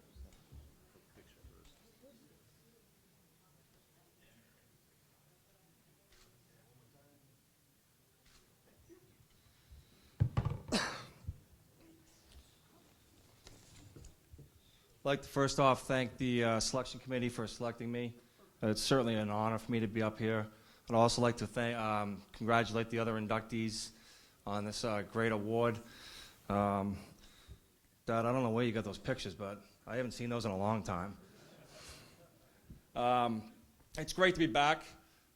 My family and I have been down in Louisiana and Texas for the better part of 4 years, and it's great hearing the Boston accent because we don't talk the wrong way. People where I live talk the wrong way. I stick out like a sore thumb, I kid you not. Where are you from, Jersey, New York? No, Boston. Actually, Natick. So, it's... As a kid growing up, my dad being a coach in a lot of sports here at Natick, I got familiar with the what it was like or what I wanted to be like to wear a Natick sweater. Between Richie Costello and the rest of them throwing me in the garbage cans, I knew that at some point I'd be doing that to my younger brother. But having said that, I knew the pride that I wanted to have to wear that sweater, whether it be football, hockey, or baseball. The home of the champions, I wanted to carry that on. So I got that real fast at a very young age. And this plaque says, my name on it, but this has a lot of people and a lot of pieces coming into it. My teammates, I was glad to see a ton of them here tonight. Nikki, Bobby, I saw Jimmy Pulak, Brad Rubin, a bunch of you, and there's a bunch of others that I know I'm probably forgetting, but this is a team sport. It's the camaraderie. It's the buildup of what makes Natick special that makes our programs better than the other ones. And, the coaching staff we've had here is top-notch. Some of the ones that I had, or all of them that I had, I respect immensely. I learned a ton from, and they were great family people. Coach Galani, Coach May, Coach Kiley, Coach Lamb. I think I saw Joe Lamb here. I haven't seen him in a while, and I look forward to catching up with him. Coach Carroll, just a great educator, a great person, somebody that I really admire. In hockey, Coach Donnie Lord, Coach Bates, and probably very special, obviously, is my dad. You know, he's my dad, but he's also my coach. He's sacrificed a lot for me and his other children to hit their opportunities and to be able to achieve their goals. And I know without the discipline and the hard work and the instilling that in me from a young age, I wouldn't have had the opportunity to play at the University of Maine or play pro hockey. And my dad instilled that in me. So, Dad, thank you so much.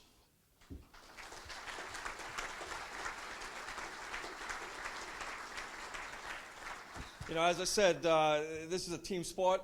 It's camaraderie. I've so many of my teammates in the football, the hockey, and the baseball. It just being part of Natick sports, being part and wearing that sweater of Natick meant the world to me.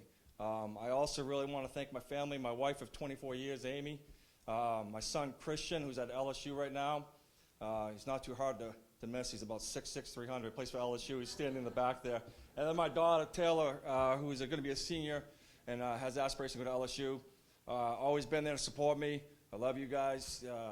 I couldn't do it without you. I greatly appreciate it. But in truth, in hearing everybody up here, it comes back to one thing. It comes back to the pride we have in our town that we live in. The pride that we have to wear that sweater, and the pride that I had to represent Natick and to carry on the tradition. And I genuinely mean it. I'm humbled and I'm honored to say that I'm part of the Hall of Fame, but it's just not Dave Lacouture. It's a group effort that went into this, and I greatly appreciate that, and I'm so glad to be back here. It's been a great time the last few days, and again, I'm glad to catch up with a lot of you people, so thank you very much. I hope you enjoy the rest of the night. I'm very honored. Thank you.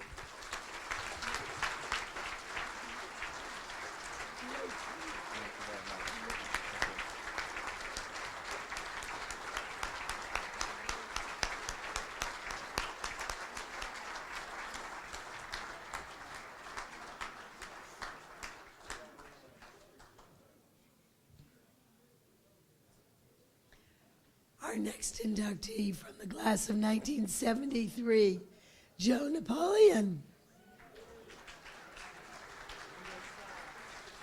Ringo Starr. George Napoleon, from the class of 1973, was a three-sport athlete at Natick High School, playing football, basketball, and baseball. In football, Joe Napoleon was a two-year varsity player at quarterback, and thanks to his perfect spiral to Jack Tribuco, which resulted in a 65-yard touchdown pass to win the game against Framingham South on Thanksgiving Day, was voted the MVP of that football game. That victory on Thanksgiving Day gave Natick the Bay State League title. In basketball, Joe Napoleon was a three-year varsity player, averaging 20 points and 12 assists per game, including one game in which he had 21 assists, and for his career had a 92% free throw shooting percentage. He was not only Natick's leader in points and assists, but also the Bay State League's leader in both, the only player in Natick High School basketball history to ever lead the league in both statistics. He was voted to the Bay State League All-Star team and was the Bay State League MVP his senior year. Academically, Joe Napoleon was a Boston Globe All-Scholastic Honorable Mention and a Boston Herald All-Scholastic Honorable Mention. In baseball, Joe Napoleon was a three-year varsity player. In his senior year, he had a .300 batting average and a school record 0 strikeouts in 100 at-bats, helping the team to a 15-3 record and the Bay State League title. Joe Napoleon was also voted the 1973 Athlete of the Year. Well, Joe Napoleon was an outstanding point guard for us along with Jack Tribuco. They formed a tremendous duo. Joe was an outside shooter, an all-star with the Bay State League team.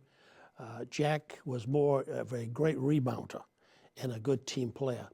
The two things that I remember most about them, because it's been nearly 40 years, is that they were tremendously loyal. I recall Joe in his last game against Framingham, he did an outstanding job, and then he was elected to the Bay State League All-Star team. Jack, I believe at that time, I don't recall, was a runner-up or honorable mention, but both outstanding players, outstanding kids, and extreme loyalty. to the coaching staff, and obviously to me. 2014 Natick High School Athletic Hall of Fame inductee from the class of 1973, Joe Napoleon.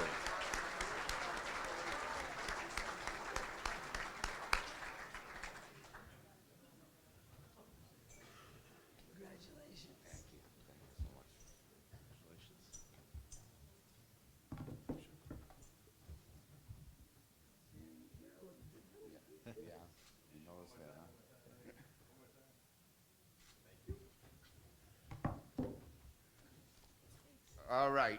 I'm a little nervous tonight, but I think we'll get through this. I had to cut my speech a little short because I found out that Trabuco's following me. And, no, really, if you got to go to the bathroom or anything, do it before Jack gets up, because he's going to be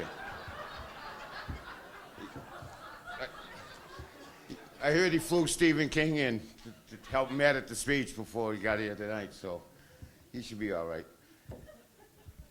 Thanks to the executive board, the nomination committee, for all their hard work. It's unbelievable how much time they put in. Congratulations to the fellow inductees, some of which I have a relationship with. Paul Peters was DAD in '94 when I was on the coaching staff, and he helped us, and me and Jim Perrell, with everything we needed. Dan Bennett, I played on his last championship team, 1973, and I love that man. You know, he had John Wayne stoics to out of his. He did. He was a great guy, and he had a shell, and he didn't let you in that shell. But I remember going to the sidelines early in the season, and we're discussing the play, and I says, "I got a coach. I got it." And I went out to the huddle, and I hear, "You better have it, Napoleon. You better have it." So we completed it past to Jack. I got the first down, and I go by, and I said, "How do you like that call, Coach?" And a little smile, and then he caught himself. He didn't want to show that smile. But I miss him. I miss him dearly. Pud Morgan, as a child, Pud grew up the court from me. I lived on Walnut Street, and he was up the court. He moved away when I was 7. And I just knew him as this jolly guy that I used to go up and visit up the court and have some cookouts. And later on, as I got older, I heard these Paul Bunyan stories. Pud breaking out leaves, trees, limbs, and making bats out of them, and hitting moonshots. Some of that was true. And then Nick Delvecchio, he was the modern day Paul Bunyan. Jamie Bianchi, you're really special to me. Jamie, I had the pleasure of coaching Jamie in 1994 when Coach Jim Perrell transformed Natick basketball in one season. That team, led by Jamie, won the Bay State League title, won 20 games, the second most in the history of Natick High School behind the 57 team. And went on to the Eastern Mass Finals. Featured two-headed monster in Dave Morgan and Jake Mellison at center. Gifted backcourt of Dave Brenham and Nancy Saunders, and the best forward combo I've seen in 50 years. Captain Jamie Bianchi and the toughest 17-year-old kid on the planet, Scotty Bakari, with Ben Dutton coming off the bench. It was just a great team. We were getting 1,000 people in the gym a night. It was just a special, special time. And last but not least, this guy I know pretty well, Jackie T. You know, I have many Traby stories, but I'll share this one. In 1972 was the first year of the baseball strike. Joe Coleman come down, and he went easy on us. He pitched. He stayed for about a week, and we walked away saying, "Yeah, we took Joe Coleman deep." Yeah, right. We took him deep, all right. 1973, Pete Smith comes down. He comes walking down with a fungo bat and 2 bags. One bag was full of baseballs, the other bag was empty. What Pete wanted to do was walk away with a couple of heads in that empty bag. I was the first head. He wanted to find out our range, being the shortstop and the center fielder. So he started hitting the ball in the hole until I couldn't get there anymore. He was actually tossing the ball, and I was running before he hit it. But he found out my limitations quickly, chopped my head off in the bag. The next head he was going after was Jack's. And this was one of the most amazing athletic things I've ever seen. He hit the ball to the left, he hit the ball to the right, and then he tried to hit it over Jack's head. 5 minutes later, exhausted, he couldn't get one ball over Jack's head. It was an unbelievable sight. The greatest center fielder in Natick High history, Jack Trabuco.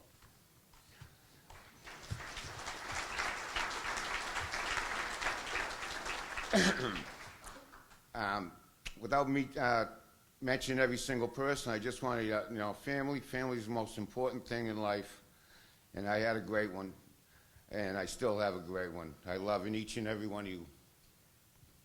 Friends, thank you all my Natick friends for coming here tonight. I appreciate it.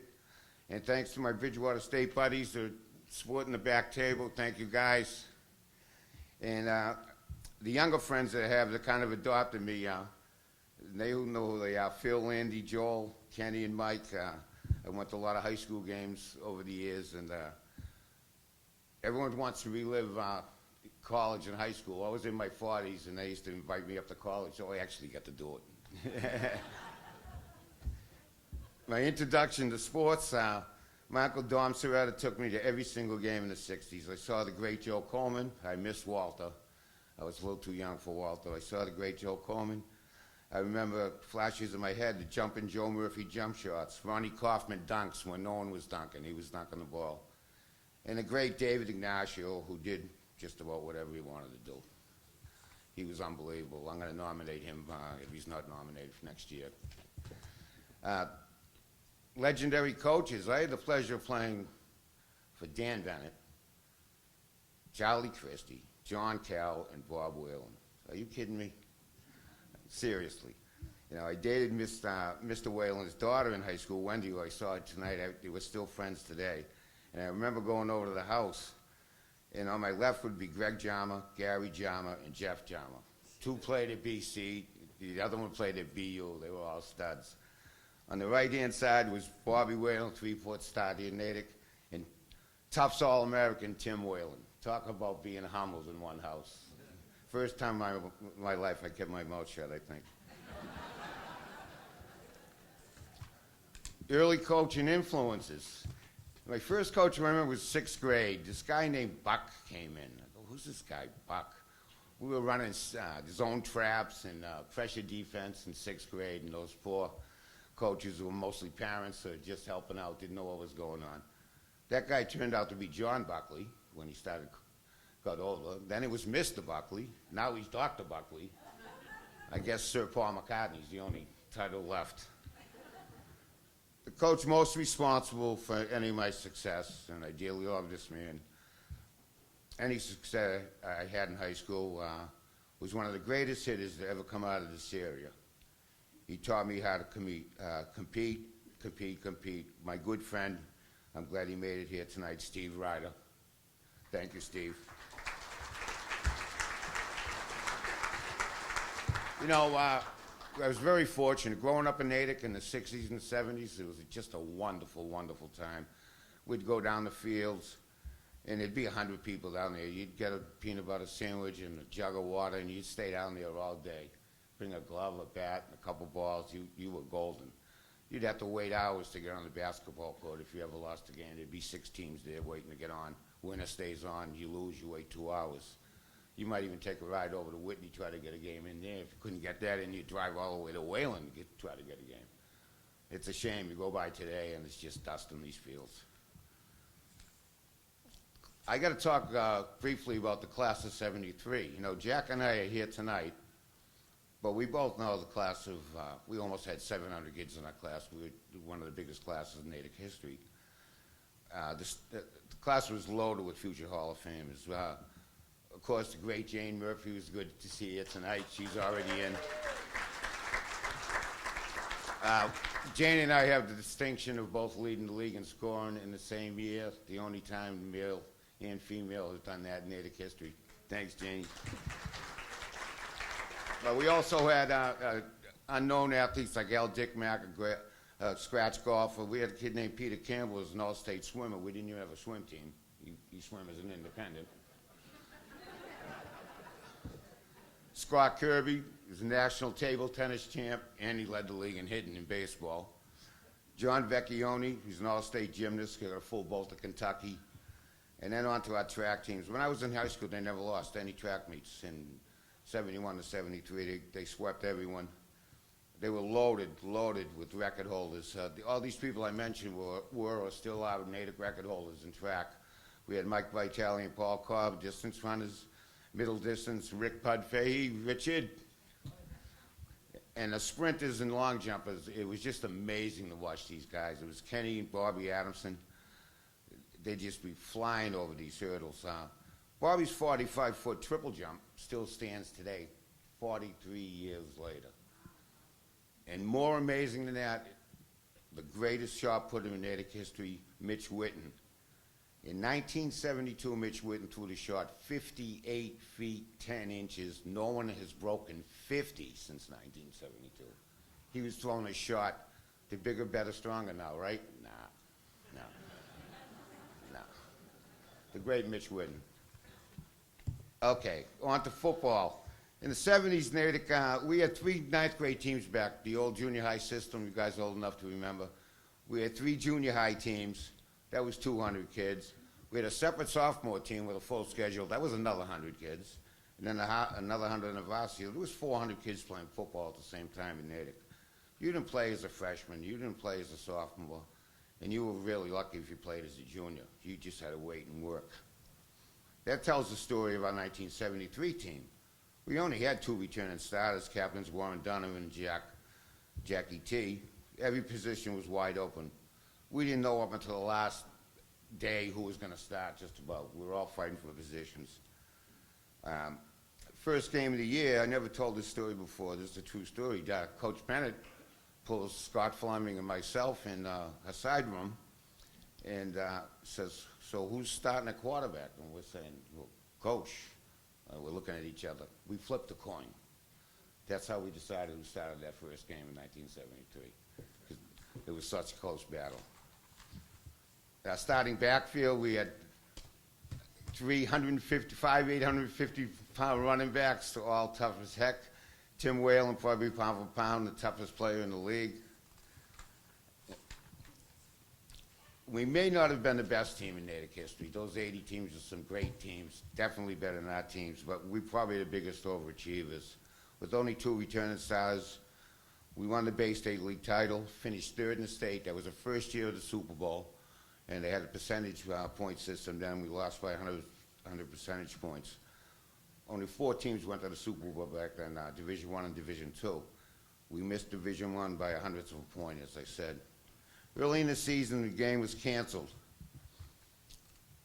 30 minutes later, we met down Coolidge Field. Can you see the kids doing this today? We played tackle football in the mud in our clothes for 3 hours. Black eyes, broken nose later. I remember coming off the field and turning to Jack and saying, "We got something here." And we kept working at it and kept getting better. We rolled into Wellesley against an undefeated Wellesley team led by All-State linebacker Kurt Heinrich. He had the long flowing hair, full beard. He looked like about 25. You know, we ran away from him for 2 plays, and he stuffed us. Then Mr. Heinrich was introduced to Mr. John Hebert, our guard. On 3rd down, it was 3rd down, and the play came in from the sidelines. John actually stopped the runner from the sidelines, chased him back to the fine lines, and says, "Just run the ball over me. Forget those plays. Just run the ball over me." And we gave the ball to Jimmy Frangos. He carried more that time than he did the whole season. Carried the ball 20 times for about 200 yards, and we won another close game.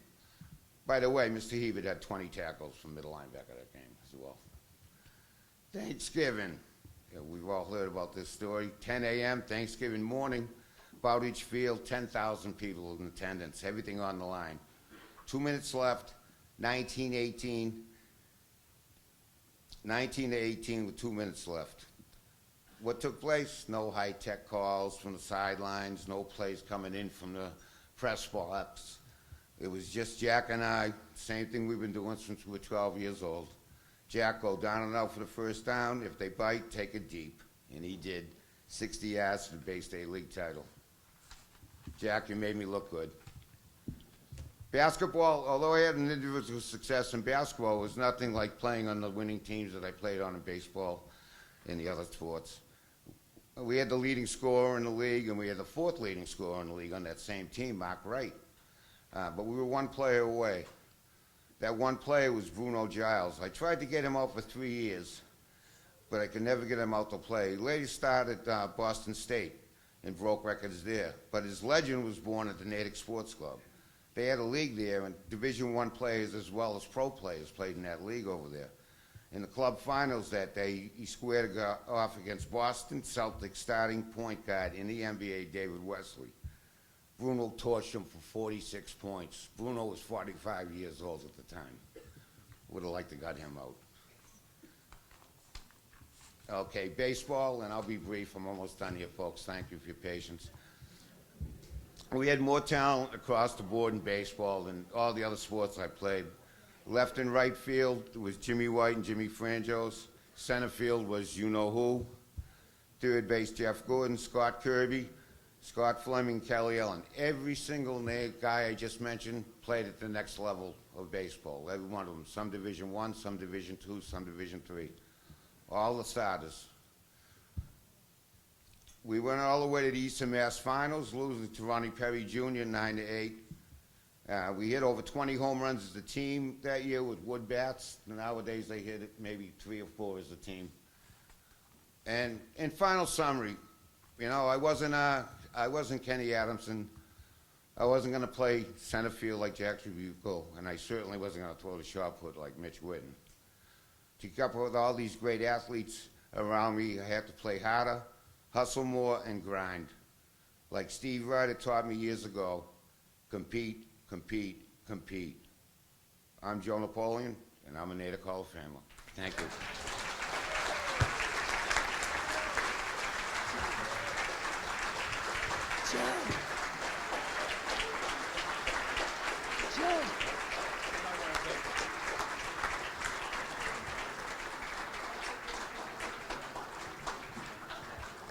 Well, I think we all know who's next. Also from the class of 1973. You've heard a lot about him already tonight, ladies and gentlemen. John Jack Tribuco. Jack Tribuco from the class of 1973 was a three-sport athlete at Natick High School, playing football, basketball, and baseball. In football, Jack Tribuco was a member of the varsity team his sophomore, junior, and senior years, serving as captain his senior year. He scored over 100 points as an end, and thanks to Joe Napoleon's perfect spiral, caught a 65-yard touchdown pass to win the game against Framingham South on Thanksgiving Day, a play that helped Natick clinch the Bay State Conference title.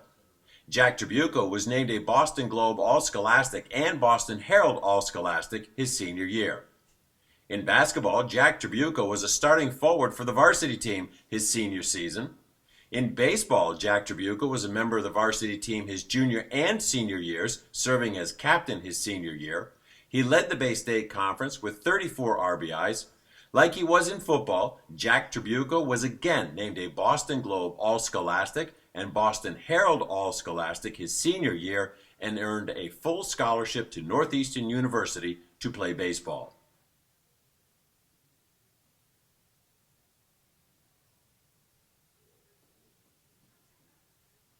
(2014) Natick High School Athletic Hall of Fame inductee from the class of 1973, Jack Tribuco.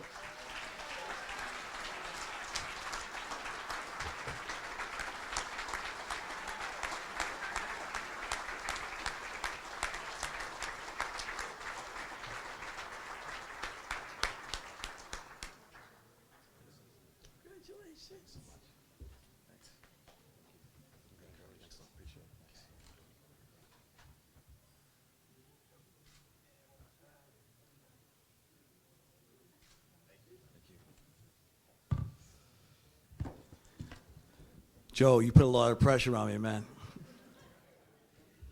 I just want to first say that I knew this was going to be a special night, but I didn't know how special. So I walked in here tonight, and I see the stickers, the franchoses, the fairs. You go around the room, the Christies, Linsky's.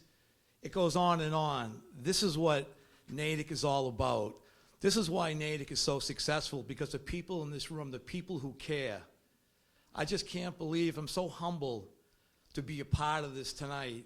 It just, I'm lost for words, and usually I'm not.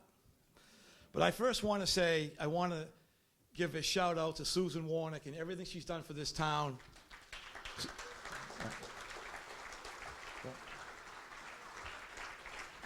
Susan, you're just an incredible ambassador for the town of Natick for years and years and years, and thank you for everything.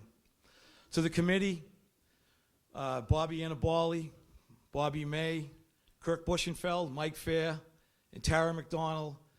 It's, I just can't tell you in words how much this means to me. I've known the whole committee for a long time.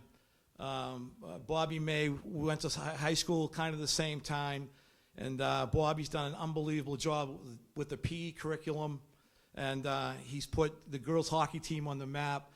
He's all about the student athlete. You know, it's incredible.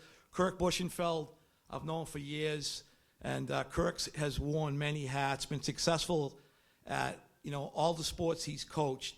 My daughter Kelsey had the privilege of playing for Kirk 3 or 4 years ago in softball, and she tells me today that, Dad, it was probably the most memorable, the most fun.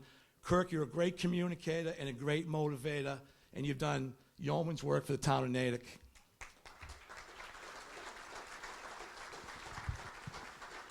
Can I pick this up? Yeah. Oh, yeah. And Bobby Annabali, I've known Bobby since birth. I've known him for years.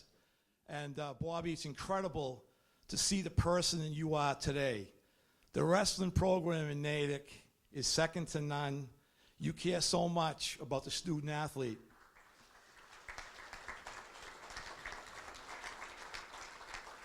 You're a first-time Hall of Famer, Bob.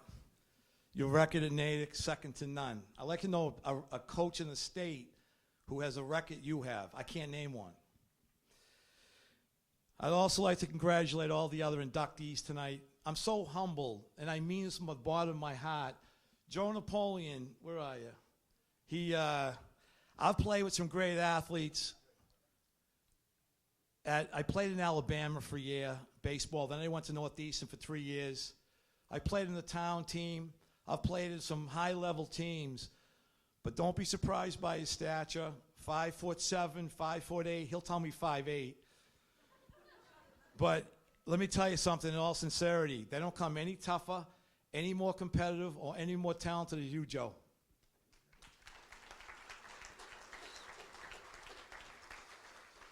This is a special night. I was going to say, to get inducted with the Bennetts, the Delvecchios, the Napoleons, the Gradys, and I'm sorry if I'm missing a few, but it's extremely humbling to me.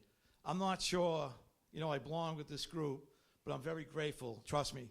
I just want to thank, I'm going to kind of do things backwards here. I want to thank my table. They're the backbone of my life. I'm going to start with my mom. She's my biggest fan, always was my biggest fan. I'll never forget my junior year. We were both 6-0. We get down to Turco Field in Walpole, both undefeated, big clash, biggest game of the week. And we get off the bus an hour and a half early to do calisthenics, loosen up on the field, and the place is jam-packed already. 1 o'clock game, 11:30, it's packed. You had to get there early back then. And I could hear my mom yelling from the stands, "Go get him, Jackie. Mom, I love you. I know it's Mother's Day Sunday, but I'll tell you today, I love you, man."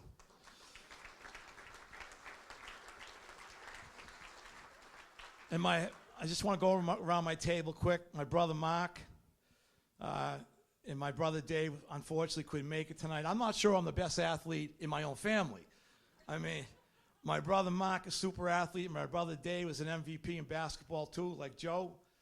My uncle Bruce is here. My sister Lori, Linda, two of my biggest cheerleaders. Linda's brother, husband Cliff, who nominated me. Cliff, I love you. Thank you for the nomination. I wouldn't be here if you didn't nominate me. And most importantly, my wife, Kerry. I've had a few ups and downs in life, but you know something? She always picked me up. Kerry, I love you. My two kids, Sam and Kelsey. My son goes to MIT, and my daughter goes to Wellesley. They get their brains after their mom, not me.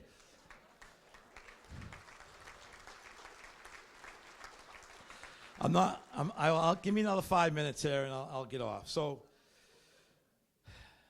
let me begin. I'm going to start like Joe. I moved to Natick when I was 12 from Jamaica Plain, and we moved a couple of months before Little League. And people said, "You want to I hope you're lucky enough to get Bob Duchaney as your coach. Lo and behold, I get picked for the Senators, hit the team he coached. Let me tell you something. People or kids at 12, 11 years old are fragile. Their personalities are fragile. You lose a lot of kids because they had a bad experience with a coach at 12 years old. I had the other side of the spectrum. Bob Duchaney, he was just he set a tremendous foundation for me. Let me just, hold on. How many times have you seen a kid never come back after they're 12 years old because they had a bad experience? Duchaney treated the best kid in the team as well as the 15th kid. He treated everyone equally. He made every kid feel important. He always encouraged you to do your best. Coach Duchaney didn't care if you lost every game, but it was important to him that we had fun and improved individually as the year progressed. I think we won 2 or 3 games that year, seriously, but it felt like we won them all because he created such a great atmosphere. I wish all Little Leaguers had the same experience as I did. He was tremendous. The next coach, junior high school, Joe already mentioned him, Coach Steve Ryder. And I heard you were coming and you're here, Coach Ryder. Raise your hand for me. Where is he?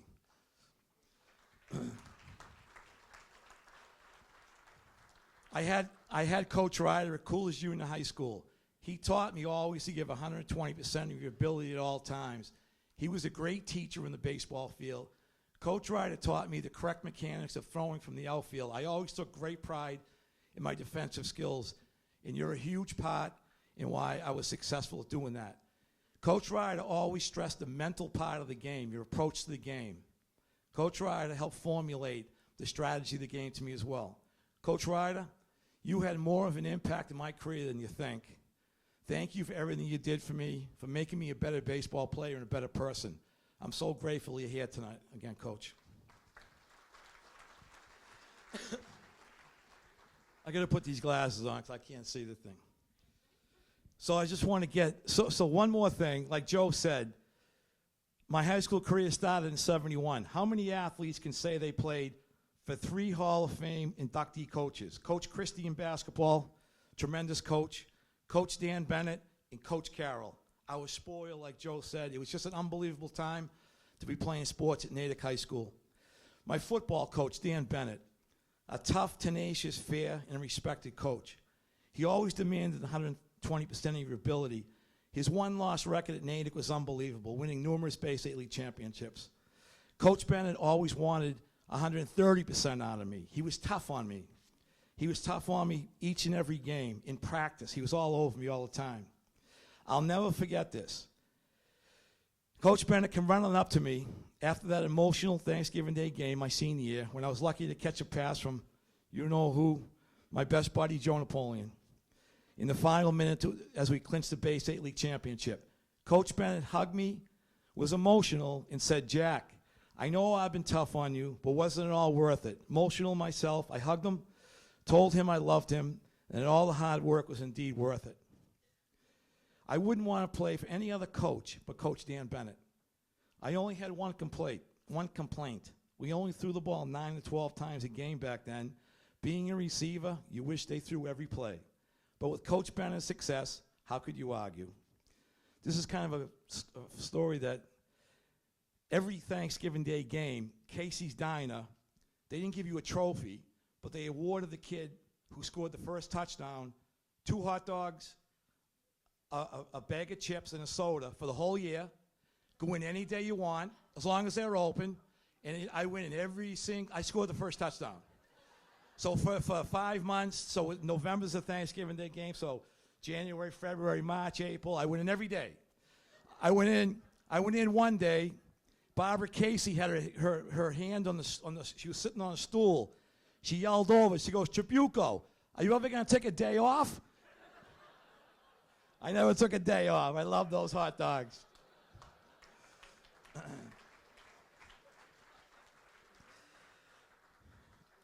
I just want to, like Joe said, I just want to give some kudos to my teammates. We had a big class, baby boom time, and the kids in the second and third, the kids I respected the most in high school were the kids who didn't play. every day. They did the same thing I did every practice. I was no better than them. I really wasn't. And I respected them. Double sessions. They never complained. And my hat goes off to all my teammates. But I just want to mention a few of them. I wouldn't be up here tonight, and I mean this, without my teammates. I just want to mention we had 4 tremendous linemen. Mitch Whitten, I was a right end. Mitch played right tackle, 6'5", 275, went to Harvard, played at Harvard. John Hebert, 6'3", 245, went on to play at UMass. Jackie Yamada was 265, our center, tremendous center. And my co-captain, Warren Donovan, all small in stature, a huge heart, a tremendous football player. In the left end, Mark Wright was probably more talented than I was. We were loaded. We actually, like Joe said, we were extremely loaded. We were powerful. We were big. We were strong. I just wish we threw the ball a little more. But it was 3 yards in a cloud of dust, kind of Woody Hayes theory. But I just wouldn't change a thing. You know, these guys did all the dirty work. I went downfield and caught a few passes, scored a few touchdowns, big deal. These guys are in the trenches, you know, blocking their ass off, and I'm getting the fanfare, me and Joe. But I just want to give them a shout out. We also had a very skilled backfield. Tim Whalen, my buddy from California, he's here tonight. And Jim Franchos. Jim Franchos played in the same backfield, both tough as nails, like Joe said. We were fair, we were tough, and I would hate to line up against us in high school. You know, and all the guys I just mentioned, those 8, 9 guys, they're still my buddies today. They're still my friends. That's the most important thing. Not that I'm standing up here tonight, folks, but they're my friends still. I love all you guys. You guys come from California. You're all over the place. I love you. My baseball coach, John Carroll. Tremendous knowledge, a great communicator and motivator. Coach Carroll was always carrying a conversation with you during the game. He'd have his arm around me.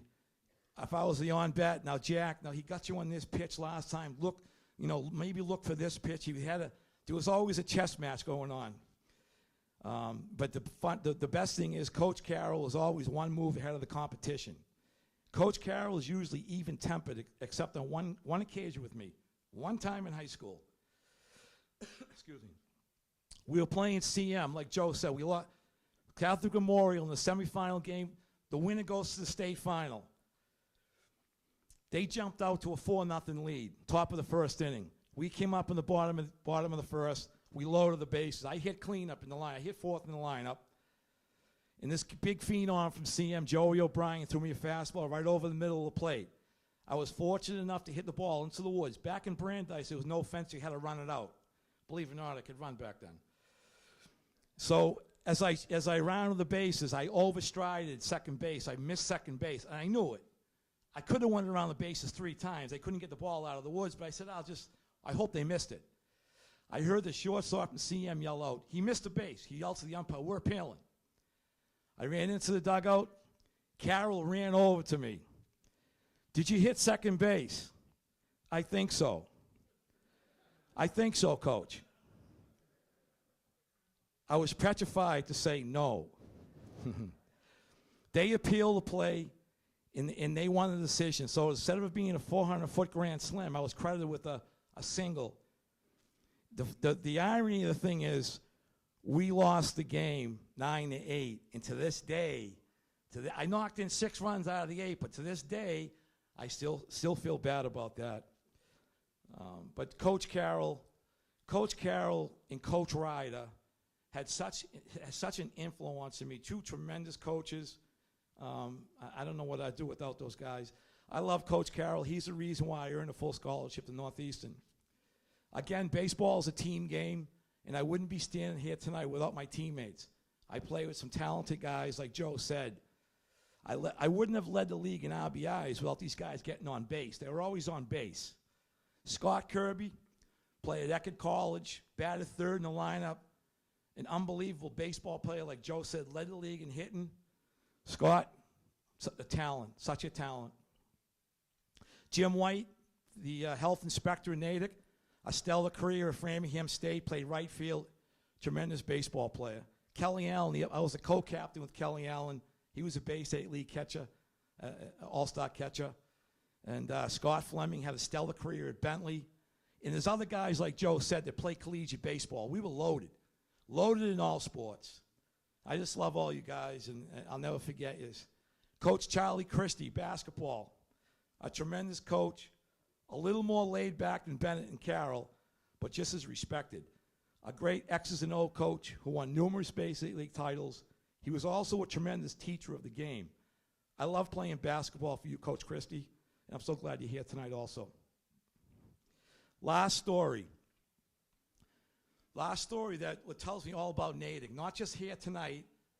I was a co-captain of the football team, so before the Thanksgiving Day game, the game started at 10, so around 9:40, the referees come into the locker room. Can I have you two captains? Bennett goes, go ahead, Jack. Me and Warren get up. We're all ready to go. 20 minutes is the game, but they had a predetermined coin flip. So I walked out of the locker room down at Bowditch Field, and I couldn't believe it. I walked out, I said, oh my God. I mean, the Natick side was packed with probably I don't know what the hell down there. Had to be 10,000 people. So 5,000, 6,000 on the Natick side. I look over to the Framingham side. Now the game's in Framingham. I look over, and I see some red and blue. They're colors, but I see a lot of, they were blue and white, but I saw a lot of red and blue on the Framingham side. Around the chain link fence, there was a sea of red and blue. And you know something? That memory stays with me today. It does. I knew it was an emotional moment, but I knew what a great town that I lived in and that I played for. I am so proud that I had the opportunity to play for Natick High School. You know, all the coaches, I just can't tell you how much they care for the student athletes, and I mean that with my whole heart. I'll never forget the scene. I love this town, and I was truly blessed to be a Natick Redman. I love you all. Thank you.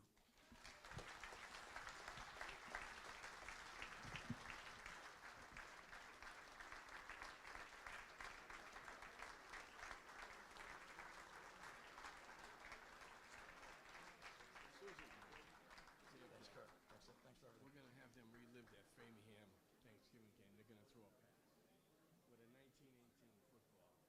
Joey? Okay, guys, here are Jack. Somebody who can talk. Explain what's going to happen here. We're going to have Joey and Jack try to relive that famous pass in 1972 that won the Framingham game. The only thing is, this is a 1918 football, which is pretty heavy, if anyone says. This is real pigskin. They weren't made to be thrown in its day. But this is one of the oldest historical items we have at Natick High. So, without further ado, Joe, it's kind of heavy, but we're going to try to relive a little history for these two guys. Oh, that's pretty heavy.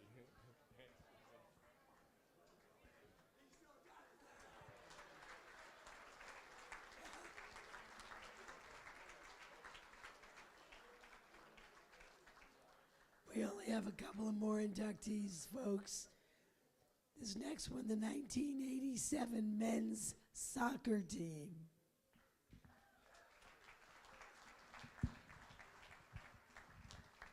The 1987 men's soccer team at Natick High School is the only soccer team, both men's and women's, to play in the state championship match. Led by the captains, Bob Pipe, Jimmy Pulick, Jay Grimaldi, Brad Rubin. The 1987 team finished the regular season with a record of 15 wins, 1 loss, and 2 ties, and were crowned the Bay State League champion. During the playoffs, the 1987 team won 5 straight games to win the Eastern Mass Championship and play in the state title game against Springfield. Unfortunately, Natick did not win the state title, but it took 6 overtime periods to determine the winner. The head coach of the 1987 team talks about the season. I had, prior to that, coached the JV team, and we had a year or two before that, I coached the JV team, and Blaine Carroll was the head coach. And the year of this soccer team in 1987 started off with a different head coach, and some issues arose, and then they ended up needing a new head coach for the season. and John Carroll was the athletic director, and I had coached a year earlier with his son Blaine Carroll, who was the head coach, and then Blaine and I played soccer together at Providence. So Blaine and I have been friends for a long time. And so John Carroll called to ask if I could take over coaching the high school team. It was midway through the season, and they were having a good season. And I knew all the guys. I felt close to them for many years, having watched them grow up through the Natick soccer program. So, accepted a position to coach the high school team. But they were already, they were a good team. You knew they were going to be good. The senior year was the year for this team. You could see it when they were, sophomores, juniors, that if they were going to win the state tournament, it was going to be as seniors. There was no surprise as to how well they did. They sort of, met people's expectations, and it was great because Natick had never been a soccer powerhouse. There were, years ago, Natick not only didn't win a game, but there were seasons where they hadn't scored a goal. And so it was quite a transformation, and slowly Natick, they built a program, the Natick Soccer Club, when I was in junior high school. That was in the 70s, so it must have been in the late, late 70s, I think, is when the Natick Soccer Club formed. And that gave the kids a chance to play organized soccer outside of just the school season. And that was an important development for players like me who were already sort of in junior high school when it was a little bit late, but it was great for kids who were on the 1987 state team because they started when they were in first grade, kindergarten, and they had that opportunity to play together for many years. So, I think it's perspective looking back. I don't think you realize a lot when you're 16, 17, 18 years old. We knew that we were a close-knit team. We knew that we had a lot of friends and that we were achieving a lot of success. But I think looking back to see that we were the first team from Natick to ever reach that type of success and the first team to ever make it to the state tournament, the first team to ever go to the finals and almost win, I think that's really where it all started to sink in. I think the defining moment our senior season is when we beat Needham. Needham was always our rival, and it was really tough to beat one of Don Brock's team. And we went over and beat Needham on their home field. And Brock was a very competitive guy, so he wouldn't talk to me after the game, which was good.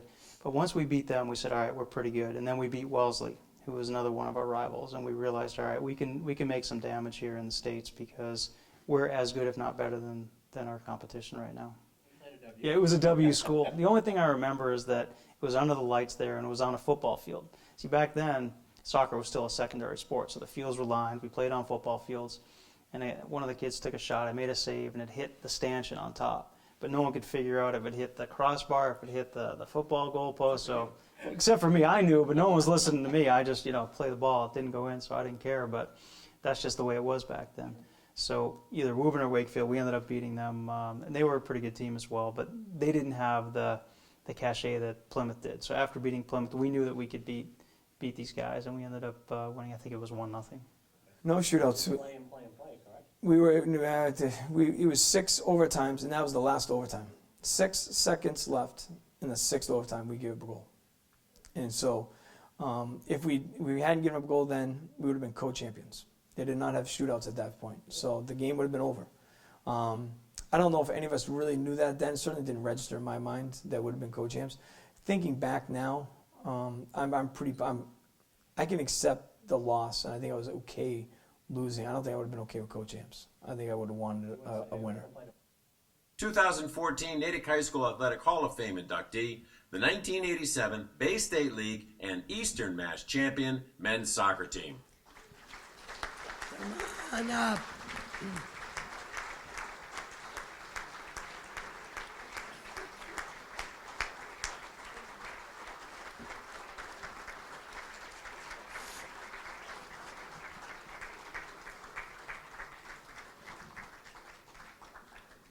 We're going to take a picture with the whole team, but then just one person from the team will be speaking. Is it going to be you? We're going to take the picture first. I'm going to pass the mic around. We're going to all spend about 30 minutes talking about their favorite game. haven't Yes. rolled it around here. Right. Thank you very much. Good evening. First, we'd like to thank the Natick High School Athletic Hall of Fame Selection Committee. Thanks very much. It's a great honor. Specifically, Tara McDonald for recommending us. Thank you. There she is. Thanks, Tara. Also like to congratulate all the other inductees here tonight, and we're biased, especially Dave Lacture and Nikki Delvecchio from our class 1988, but really, congratulations to everybody. We're humbled to be here. My name is Jay Grimaldi. I'm one of the 4 captains of the 1987 boys. I guess we were men back then, soccer team. Along with the other 3 captains, Bobby Pipe is here, Jimmy Pulak, Jimmy, and Brad Rubin. So you saw Bobby and Brad on the video. On behalf of the 1987 boys soccer team, those present here, thank you for coming, and unable to attend, we're honored, really, and humbled to be inducted in the Natick High School Athletics Hall of Fame. Thank you very much. Appreciate that. For all our families, coaches, friends, we proudly accept this honor on behalf of their great commitment to us during that amazing season. As I listen tonight, I'm going to go off script a little bit. You know, amazing athletes here tonight tell their stories, and one theme was they always passed on the fact that it was really their teams and their, you know, the people around them, the coaches, the families, really for us. And being inducted as a team comes great responsibility because all of us, I mean, having the, again, Bobby Pipe, captain, leading goal scorer of the Bay State League All-Star, EMAS All-Star. So you didn't hear that in the video, however. Brad Rubin finished top goalie of the league, best goalie against average, Bay State League All-Star and EMAS All-Star. So when you have the best goalie in the league and the best striker in the league, it makes your job a little bit easier. Again, but they can't do it without us. So all of us here, I was a center midfielder, and all of us here did our part, and that's what a team sport is. So all of the great athletes tonight, we can't do it in a team sport without our teammates. So thank you. So for all the Natick High School, we'd like to thank all the Natick High School soccer players before us, really, who paved the way for our chance of success. We're grateful for their encouragement, apprenticeship, challenges they provided, helping us to make it to that final game, really. Through all the ups and downs of that special 1987 season, we had our challenges, as Dave mentioned in the video. Amidst its unique challenges, the team was a culmination of many years of dedication, hard work, cooperation, and really raw talent. Equally as important was the support of those who prepared us for that great ride to the state championship game on Thanksgiving Eve 1987 at WPI. So with that, I'd like to especially recognize who were instrumental in the founding of the Natick Soccer Club. Bob Pipe is here tonight. And Bill Quinn, who's not with us tonight, but we'd like to raise a toast to them. Thank you very much, to your father. And all of the wives and our parents and the volunteers, really, to bring the Natick Soccer Club really helped build the Natick High School soccer team to what it is today. And thank you very much. What a great honor. Appreciate your time. Thank you.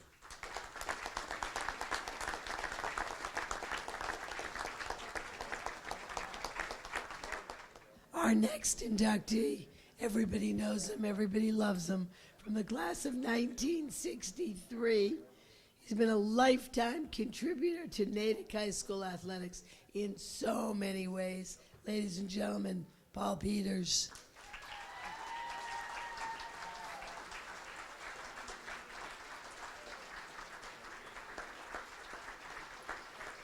Paul Peters, from the class of 1963, has been a lifetime contributor to Natick High School athletics. As a student athlete, Paul Peters played football, basketball, and baseball. In football, Paul Peters was a member of the Bay State League co-champions his senior year, was voted All-Scholastic by the Quincy Patriot Ledger, First Team Bay State League, and Boston Record American Roll of Honor. In baseball, Paul Peters helped the team win back-to-back Bay State League championships his junior year and senior year. While serving as captain his senior year, Paul Peters led the team in runs scored at 27, stolen bases at 14, and walks at 32, and helped guide the team into the state semifinals. He was voted Bay State League All-Star and Team MVP his senior year, as well as Boston Herald honorable mention. After graduating from Natick High School as a student, Paul Peters returned to Natick High School as the athletic director, a position he held from 1991 to 2002. During his tenure as athletic director, there were many improvements made to not only the facilities at Natick High School, but also the athletic environment at the school as well. Upgrades to the tennis courts, the football field and track, the soccer field, baseball field, and gymnasium were made. A Natick High School athletic handbook was created, which is still in use today, and the Natick High School Boosters Club was formed, which remained in existence until 2012. New varsity sports were also added during his time as the athletic director, making the Natick High School athletic program one of the largest in the area. But I had my first contact with Paul really professionally when I was the athletic director at Norwood, and Paul was actually president of the Bay State College Athletic Directors. He was the athletic director here at Natick High and did a wonderful job. And I got to work kind of for him as one of the ADs in the league, and he was president. And now that, I got to see him work administratively in meetings, and he was absolutely outstanding. He did a great job organizing things. I can remember when I came here as athletic director, there was already a great handbook, probably the best one in the league, one of the better handbooks in the state that he had put together all his years here at Natick High. And as I say, I got to see him run the meetings, the Bay State Conference meetings, and then I became president of the ADs, and it was great for me because I had a great mentor in Paul. So it was great to see that. I knew he was a great administrator here at the high school. I knew he did a lot of the tough things, and that's what happens when you're an athletic director. You have to make some decisions that don't always make a lot of people happy, but he did that. He was not afraid to do that. And as I say, he was a great organizer and did an excellent job.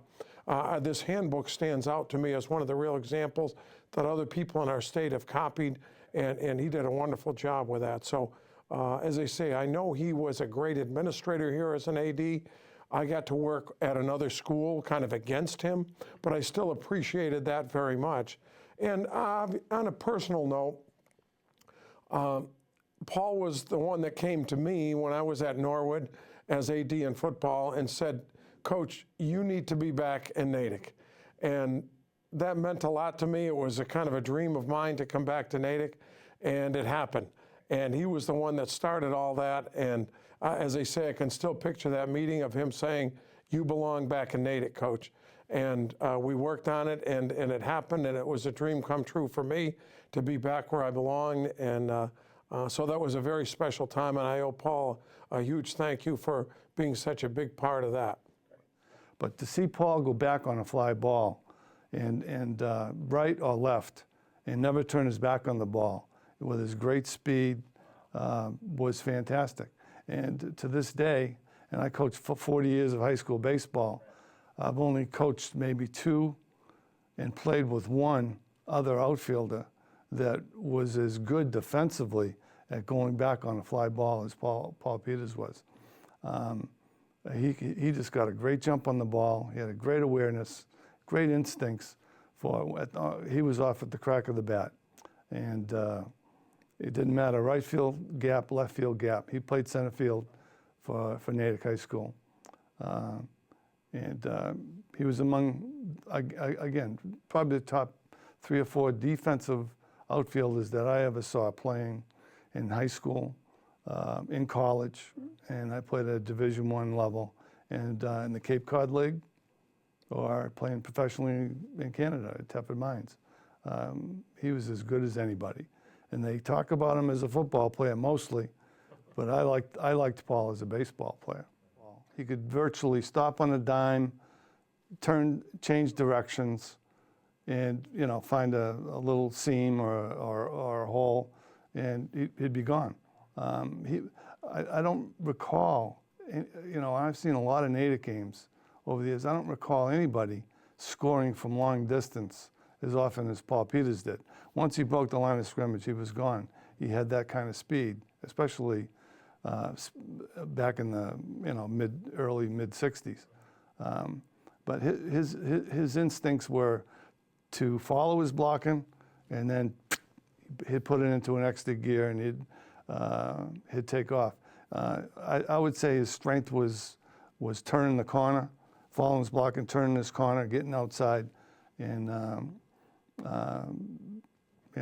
going the distance that way. 2014 Natick High School Athletic Hall of Fame inductee from the class of 1963, Paul Peters.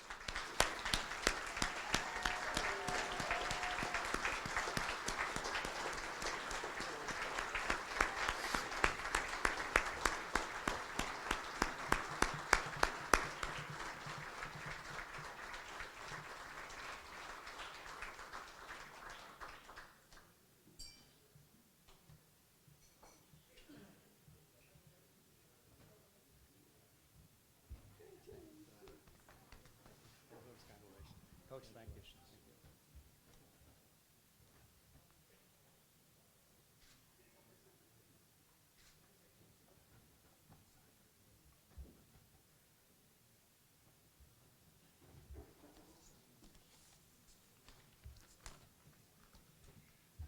First of all, I'd like to thank Susan again for an unbelievable job. Susan, you're Miss Natick, okay? You should be on the Athletic Hall of Fame as a contributor for all you've done for us.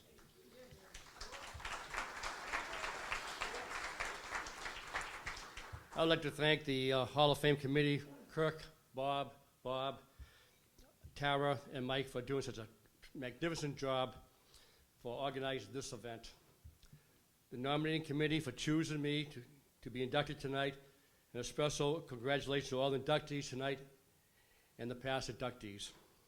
I'm truly honored and humbled to be standing before you tonight.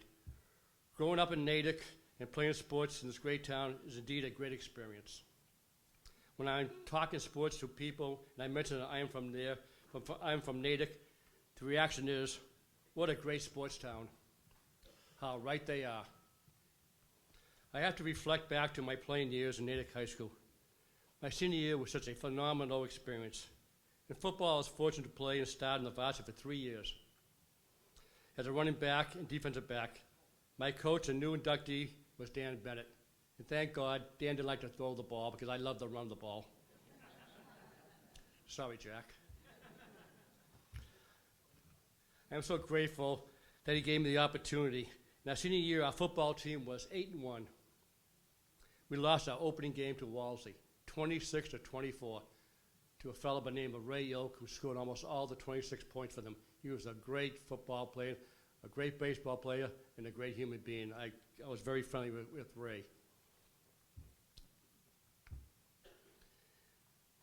In nine games, we lost. Well, we scored 298 points and only allowed 72 points. You figure 26 of them was by Walsey. We were the highest scoring team in the state and tied for the Basic League Championship. Our starting team was mostly all seniors, led by tight end Justin Hughes, Joe Pryor, quarterback Ken Pease, Mike Carr, Dick Crisafoli, Billy Basutti, Brian Willie, and many others. And also juniors such as Billy Pettingale, Timmy Gilbert, and Scott Knight was a backbone of that team.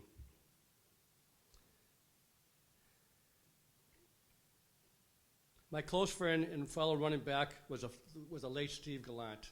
Steve was a very tough, hard-nosed player, a fullback, a great shot putter, and also a great friend of mine. We had a friendly competition of who would score the most points.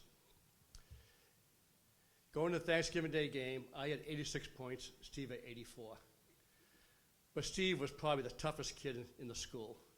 And Steve, in the huddle, would go to quarterback Kenny Pease and say, "Kenny, you better give me that ball or else I'll get you later on." Well, anyway, that Thanksgiving Day game, Steve had an unbelievable game. He scored 3 touchdowns and a point after for 2 points. He ended up with 102 points. I was fortunate to score 2 touchdowns and a 2-point conversion and ended up with 100 points. It was known later that this is possibly the first time that anyone recalled that 2 players on a team scored 100 or more points in 9 or less games in Massachusetts. During the winter sports season, I was on the basketball team. we had a new coach in Charlie Christie. His teams will compile a record of 231 and 111, with 4 Bay State Conference championships and 9 tournament appearances. Charlie, you need to be inducted into the Hall of Fame.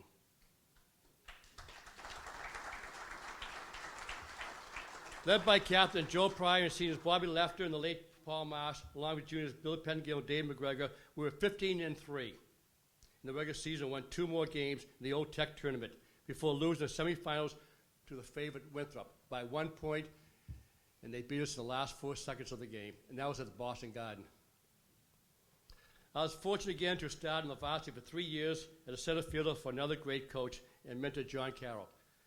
I never played outfield in my life, Bill. It wasn't until my sophomore year that John Carroll put me out in center field. I played third base in freshman, and I pitched in freshman. But John must have saw something in me, so he put me out in center field. He says, "You're my center fielder my sophomore year." We won the Bay State Conference. We were not expected to be a competitive team. But we won the Bay State Conference Championship and won 2 more tournament games, including beating the always tough Durfee High School. We lost in the semifinals to top-ranked Somerville High School. Our best pitcher coming in the season was Joe Pryor. But Joe developed arm trouble and could not pitch.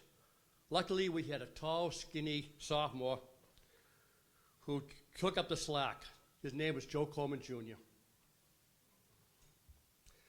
Along with Billy Pengill, also our shortstop and Tom Bowles, and seniors Billy Pasuti, Kerry McManus, Dave Benjamin, Mike Carr, and Steve Sarandik, Bobby Budnick, and Jim Belvo, we made believers out of most of the people in town, and we did an unbelievable job in doing what we had to do and winning as many games.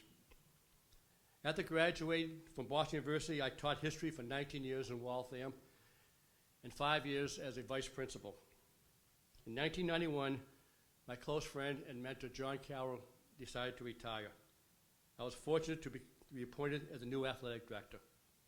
John had provided me with many experienced teacher coaches, such as Kirk, Bob Galani, Tom Brenneman, Dennis Driscoll, Jeff Stone, Billy Lacouture, Bobby May, and girls volleyball coach and current high school principal, Rose Bertucci. Upon becoming athletic director, I spoke to many townspeople what we needed at the high school. The answer was a boosters club. Thus, with the help of many parents, school administrators, coaches, and school committee members, we started the Natick High School Boosters Club. It lasted until 2012 and supported athletic teams and as many groups and clubs that needed monetary help, not to mention scholarships that were passed out at class night. I still do not know why it has folded back in 2012. I wish it was still going on. You have to be proud of this great town, the people who live in. I found that whenever a need occurred, there were individual groups in town that helped me to get it done. I'd like to mention some of our projects. My first month on the job, I found out the track and the tennis courts were condemned. I immediately called up John Carroll and asked John, "What did you get me into?" Well, with the help of many parents and coaches, we started the Get the Track Back Committee and got the track repaired. The Natick Tennis Club helped to raise money to repair the tennis courts. The Natick Soccer Club built a new JV soccer field, and Little League helped build the new dugouts and JV baseball diamond. The list goes on and on and on, but that is what makes this town such a great town.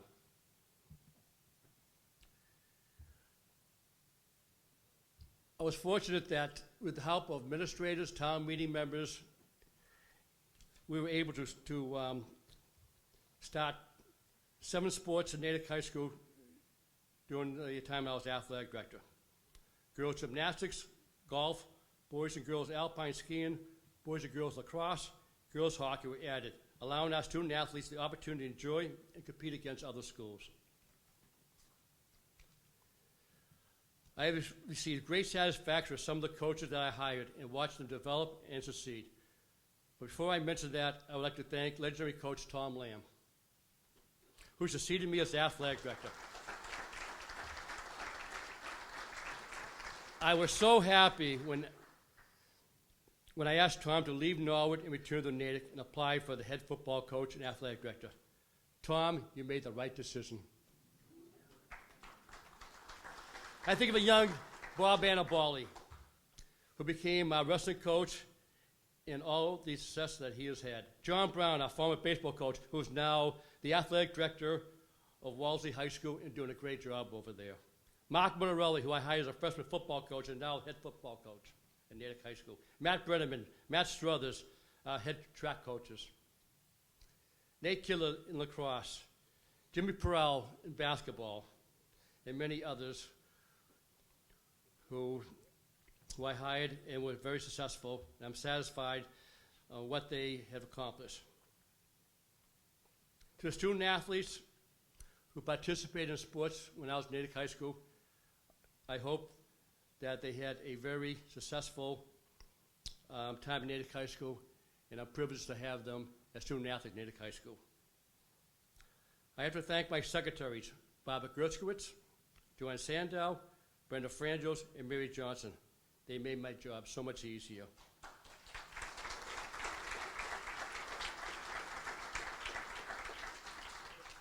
In closing, I'd like to recognize some of my friends are here, my friends from Natick Elks. Thank you for coming. My Albanian tables, Kazua. And my family members, my brother Jimmy, my sister Nancy, her husband Gordon, my nieces Elena, Julie, and her husband Ed, my sister-in-law Peggy, and my son Paul, who flew up from Fort Lauderdale, Florida, to be here tonight. Thanks, Paul.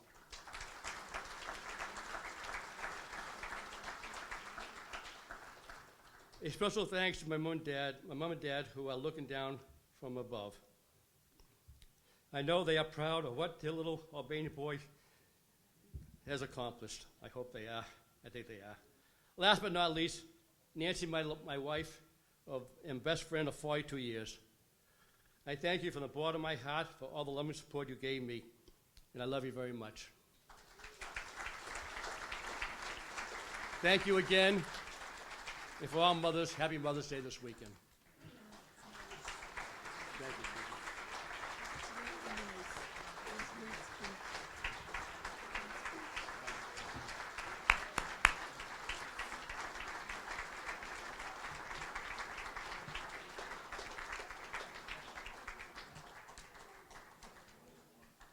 Our last awardee of the night,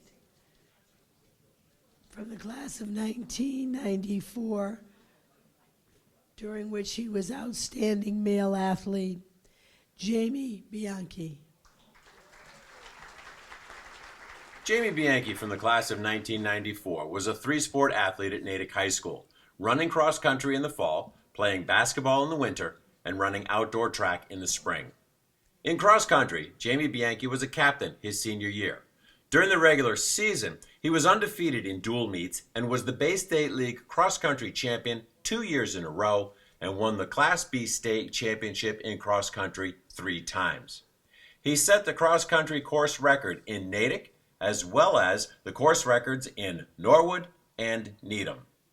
In basketball, Jamie Bianchi was a 2-time Bay State League All-Star, and in his senior year, while serving as captain, helped the basketball team make it to the semifinals in the state championship tournament and was voted Bay State League MVP. In outdoor track, Jamie Bianchi was a 4-year varsity letter winner, serving as captain his senior year. During the regular season, he never lost in the Bay State League for the mile and 2 mile in 92, 93, and 94, and was voted Bay State League All-Star all 3 years. In his junior year, Jamie Bianchi set the NHS outdoor track record in the 2 mile and repeated as Bay State League Conference meet champion in the 2 mile, having won it his sophomore year as well. In his senior year, he set the NHS outdoor track record in the mile and was Bay State League Conference meet champion and named the team MVP. Academically, Jamie Bianchi was a member of the Boston Globe All-Scholastic Basketball Second Team twice, Boston Globe All-Scholastic Cross Country Team 3 times, recipient of the Richard Phelps Scholar Athlete Award by the Boston Globe, and the Middlesex News Male Scholar Athlete of the Year. When Jamie was a freshman at Natick High School, we knew what type of athlete he was. He came in and was immediate impact for us, not only in distance races, a mile and 2 mile, he proved that during his cross-country season, but he was also an accomplished high jumper, which is somewhat different when you're a distance runner, but that also showed because of his ability as a basketball player. We knew we had something for his freshman year, and it just magnified from there. He was a leader just by example. Kids gravitated to him. I mean, we had 16 seniors on our track team. It was an undefeated season. They were attracted to him, not only that, but they were friends. Very cohesive group. Our track numbers were in the 80s for outdoor track in terms of people. And we beat people by depth, we beat people by class, we beat people by example. Jamie set the example at a standard that everybody tried to emulate, both on and off the track. Now, I mean, one thing with Jamie is that he was always super competitive. You know, it's kind of funny because he's such a nice, polite, really nice kid, and off the court, you wouldn't realize how fiery a competitor he was. But when he went out there, whether you're playing pickup basketball, whether he was running a race or whatever, I mean, he was a super competitive guy. I played in a corporate basketball league with him, probably 5-7 years ago. And I can remember we lost in the championship game, and he was pissed after. I mean, he was fired up. He's just, that sort of guy. He's very, very, very competitive. And, when he goes out there and plays, he turns it on. Now, what do you think that? Yeah, no, I mean, but that's what separates him. That's what probably made him such a great player. Like some of the other great athletes that, he never took anything for granted when he went out there and competed, that he always tried to get better and always tried to win. And I'm sure, that's one of the things in distance running, when it takes, a real competitive person to put in all that time and all that effort and then go out there and in a 2-mile race or a 3-mile cross-country race really gut out a victory. And I think that was one of the things that really contributed to his success in, track and cross-country. 2014 Natick High School Athletic Hall of Fame inductee from the class of 1994, Jamie Bianchi.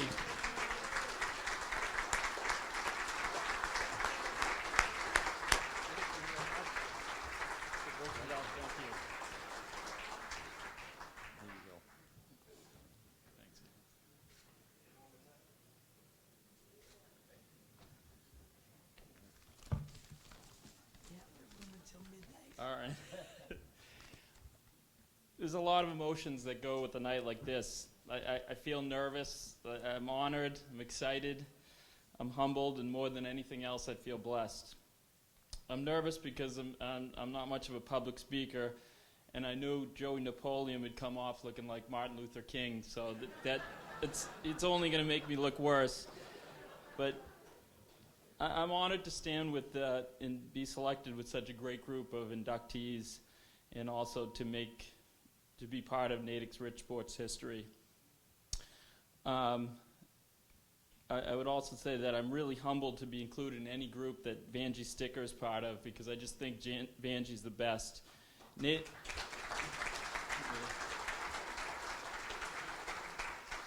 Natick is filled with these kind of local legends, but I think Vanjie is the cream of the crop. Lastly, I feel blessed to be part of tonight because I feel blessed to have grown up in this great town. I was fortunate to grow up with 3 older brothers, so I was always tagging along to some Natick fields watching sports. The Redmond athletes became my idols when I was kids, people like Paul Galani, Joel Crisafoli, when I was really young. Sorry, Joel. Were beyond cool and talented, and for the record, they still are today. When I got closer to high school, people like Nick Del Vecchio and John McGregor and Greg Collymore might as well have been Kevin McHale, John Stockton, and Michael Jordan in my mind. The point is, this is a real sports community that I could be really proud of. And I also thought it was great that age wasn't prohibitive of feeling part of this community. Just as a little runt at Kennedy Middle School, people like the Galanis or Phil Corsell or Andrew Boyle were always inclusive and welcoming. this shows the character in the spirit of this community. I also feel blessed that the community, I think, is just the right size. We're not too big where you don't get to know people, and we're not too small where you know everything, too much about each other. So I thought it was cool when I saw the list of inductees, and I knew so many of them. Beth Grady was my gym teacher. David Lackacher's dad was my freshman football coach, where I learned very early on that Natick does not lose to Braintree. I also credit him with me being a very fast typer because he was my typing teacher. Thank you, Mr. Lack. Jack Tribuco was the bat boy on the Natick Little League Yankees that he coached with Mr. Mabardi in the early 1980s. As for Joey Napa, he was my high school hoop coach, like he said, and what a great coach he was. I mean, what other coach would bring free KC hot dogs to eat before the games? Paul Peters was my AD, and I've known him since elementary school. And finally, Mary Lee was a great friend of our family, and I always respected her humility, her intensity on the court, and her character. The point is we have a real sense of community here, and I think something like tonight only helps strengthen it.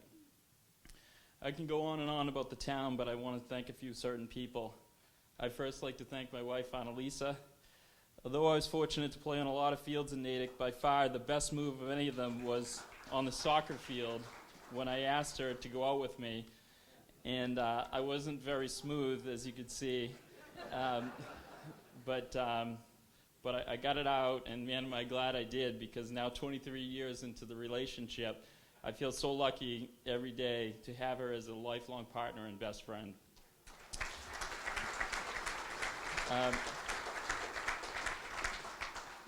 Here I can thank my father-in-law, Nick, because he was the proud father-in-law that made the nomination for me to get into the Hall of Fame. So thanks, Nick.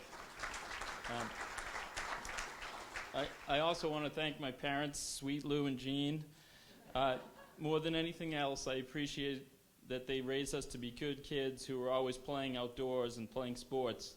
My parents created an environment where all the neighborhood kids loved coming and playing football, hoops, whatever. But my dad would see a neighbor coming down the hill in the yard and said, "Matt, if you want to play guns or war, turn right back around. If you want to do some sports, you're more than welcome." I may be the only kid in town never to play soccer, because I just figured, why would I play town soccer when all the older, better athletes were playing right in my front yard or down at Coolidge Field? As I got older, I found my way into distance running. My family was a great support, even though this is not known to be the best spectator sport. They really had no idea what was going on. Like, how many laps do you do, or where do I stand to see you in this cross country? They'd ask, but having them at every race was a huge deal for me and for my teammates. My dad was a lot more helpful in hoops because he was a great basketball player and great coach. And as for my mom, as if the 12 years of brown bag lunch wasn't enough, she also embraced my race day breakfast of Lucky Charms. My brothers, Tim, Sean, and Mark, who were here, were also instrumental in helping me as an athlete. They did this because they were probably better athletes than I am. Mark taught me about toughness and speed. He said, "You better marry yourself to a jump rope if you want to play hoops, because your foot speed is so bad." These types of comments may have hurt, but his advice was really gold, because I really looked up to him as an athlete. As for T-Bird, he was a great hoop player, but what was really helpful to him is that he really embraced his nerdy little brother doing freshman track with his friends Deso and some of his other friends, and I just really took to the sport and grew to appreciate it and liked it. As for Sean, I think he was the best captain I've ever played for on any team, and that was a tough role with our banged-up team our sophomore year, but he taught me and the others about hard work and gutsy play and really true leadership. Thinking about all the great teammates, you know, I'm flattered to be part of the Hall of Fame, but I often don't feel deserving. But what I do feel deserving of is maybe like the Natick Melting Pot Hall of Fame. Our teams were full of variety. I mean, and I consider myself one of the leaders of this colorful mosaic. Some of my best friends who are here, some of them are here, were born in Taiwan or Cambodia or Baghdad. We were like the United Nations of the Natick teams. But the melting pot went beyond the ethnicity. We had everything. We had smart kids, we had very rich kids, we had poor kids, we had some goofy kids and angry kids. I think we were much more Breakfast Club than Friday Night Lights. But although there were so many differences in various personalities, there was one common thread. We loved playing for the coaches in the school and for each other. And speaking of the coaches, I got to talk about Coach Brenneman. We've already mentioned him before, but he had probably the biggest impact on me at Natick. You know, he epitomized all that was good about Natick athletics because he demanded the whole package. He wanted his athletes to be good students, hard workers, and unselfish teammates. And I loved his sarcastic humor and his uncanny ability to cut right to the chase. You know, he was really helpful when he said, I know you think you're a good hoop player, but I think we should do something with this running. And I think that really helped me in the long run. And we're very fortunate to have his son, Matt, carrying on the tradition at Natick. Some of the other coaches, the Joey Knapp and Coach Perel tag team would literally hide a body for any of their players if they needed it. And these guys were so faithful to you just watch them and they just really loved what they're doing, and it really helped in the results. Stoney is another Natick legend, I would say, but people forget he had just a ridiculously good track record. I still laugh with my friend Matt Burwell about his motivational speeches when he'd come flying into the locker room, swearing and kicking and screaming and knocking over trash cans. It's actually pretty funny, but Stoney just got it done, and I loved running and jumping for Stoney. Thanks, Stoney. Some of the other coaches, Bill Callahan, Dennis Driscoll, Kevin McGovern, Rick Martin, Jack Lahane, they were all also awesome. So finally, I would just like to thank everybody who made this night so special, the Hall of Fame committee, and thinking about this, like the last few minutes may have been about a basketball career and distance records, but I really think tonight is more about the future than the past. I think the goal is to ensure the Natick players of today enjoy the same or better experiences we were so fortunate to have at NHS. I want the kids of tomorrow to have the same team spirit, tradition, and camaraderie that has been embodied in a night like tonight. I thank you and look forward to seeing people around town and on the fields as new achievements are made to keep this proud community thriving. Thank you. Thank you.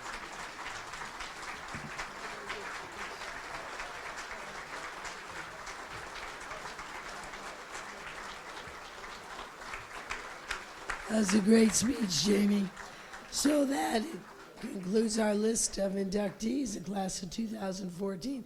So I thought now what might be kind of fun is if we go around the room and ask you each to stand, say a little something about yourselves. No, it's the part of the night where I just say thanks to everybody and turn it back over to Kurt.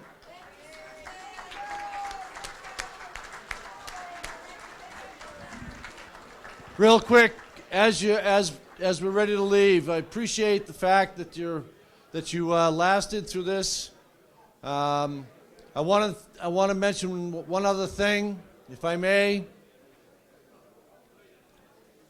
I waited till now because you saw what the presentation was here. I'd like to thank Brian Palm from Natick Pegasus, Peter Mundy, who the announcer guy for Natick, for putting these videos together, and Lou Glass for taking the pictures. Thank you very much to all of you. Thank you very much and good night.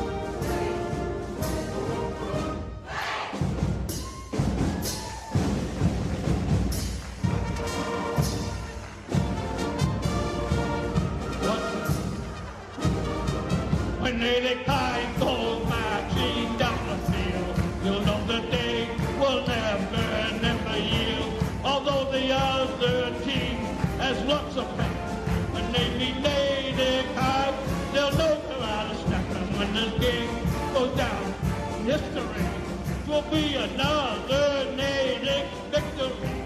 So let the cheer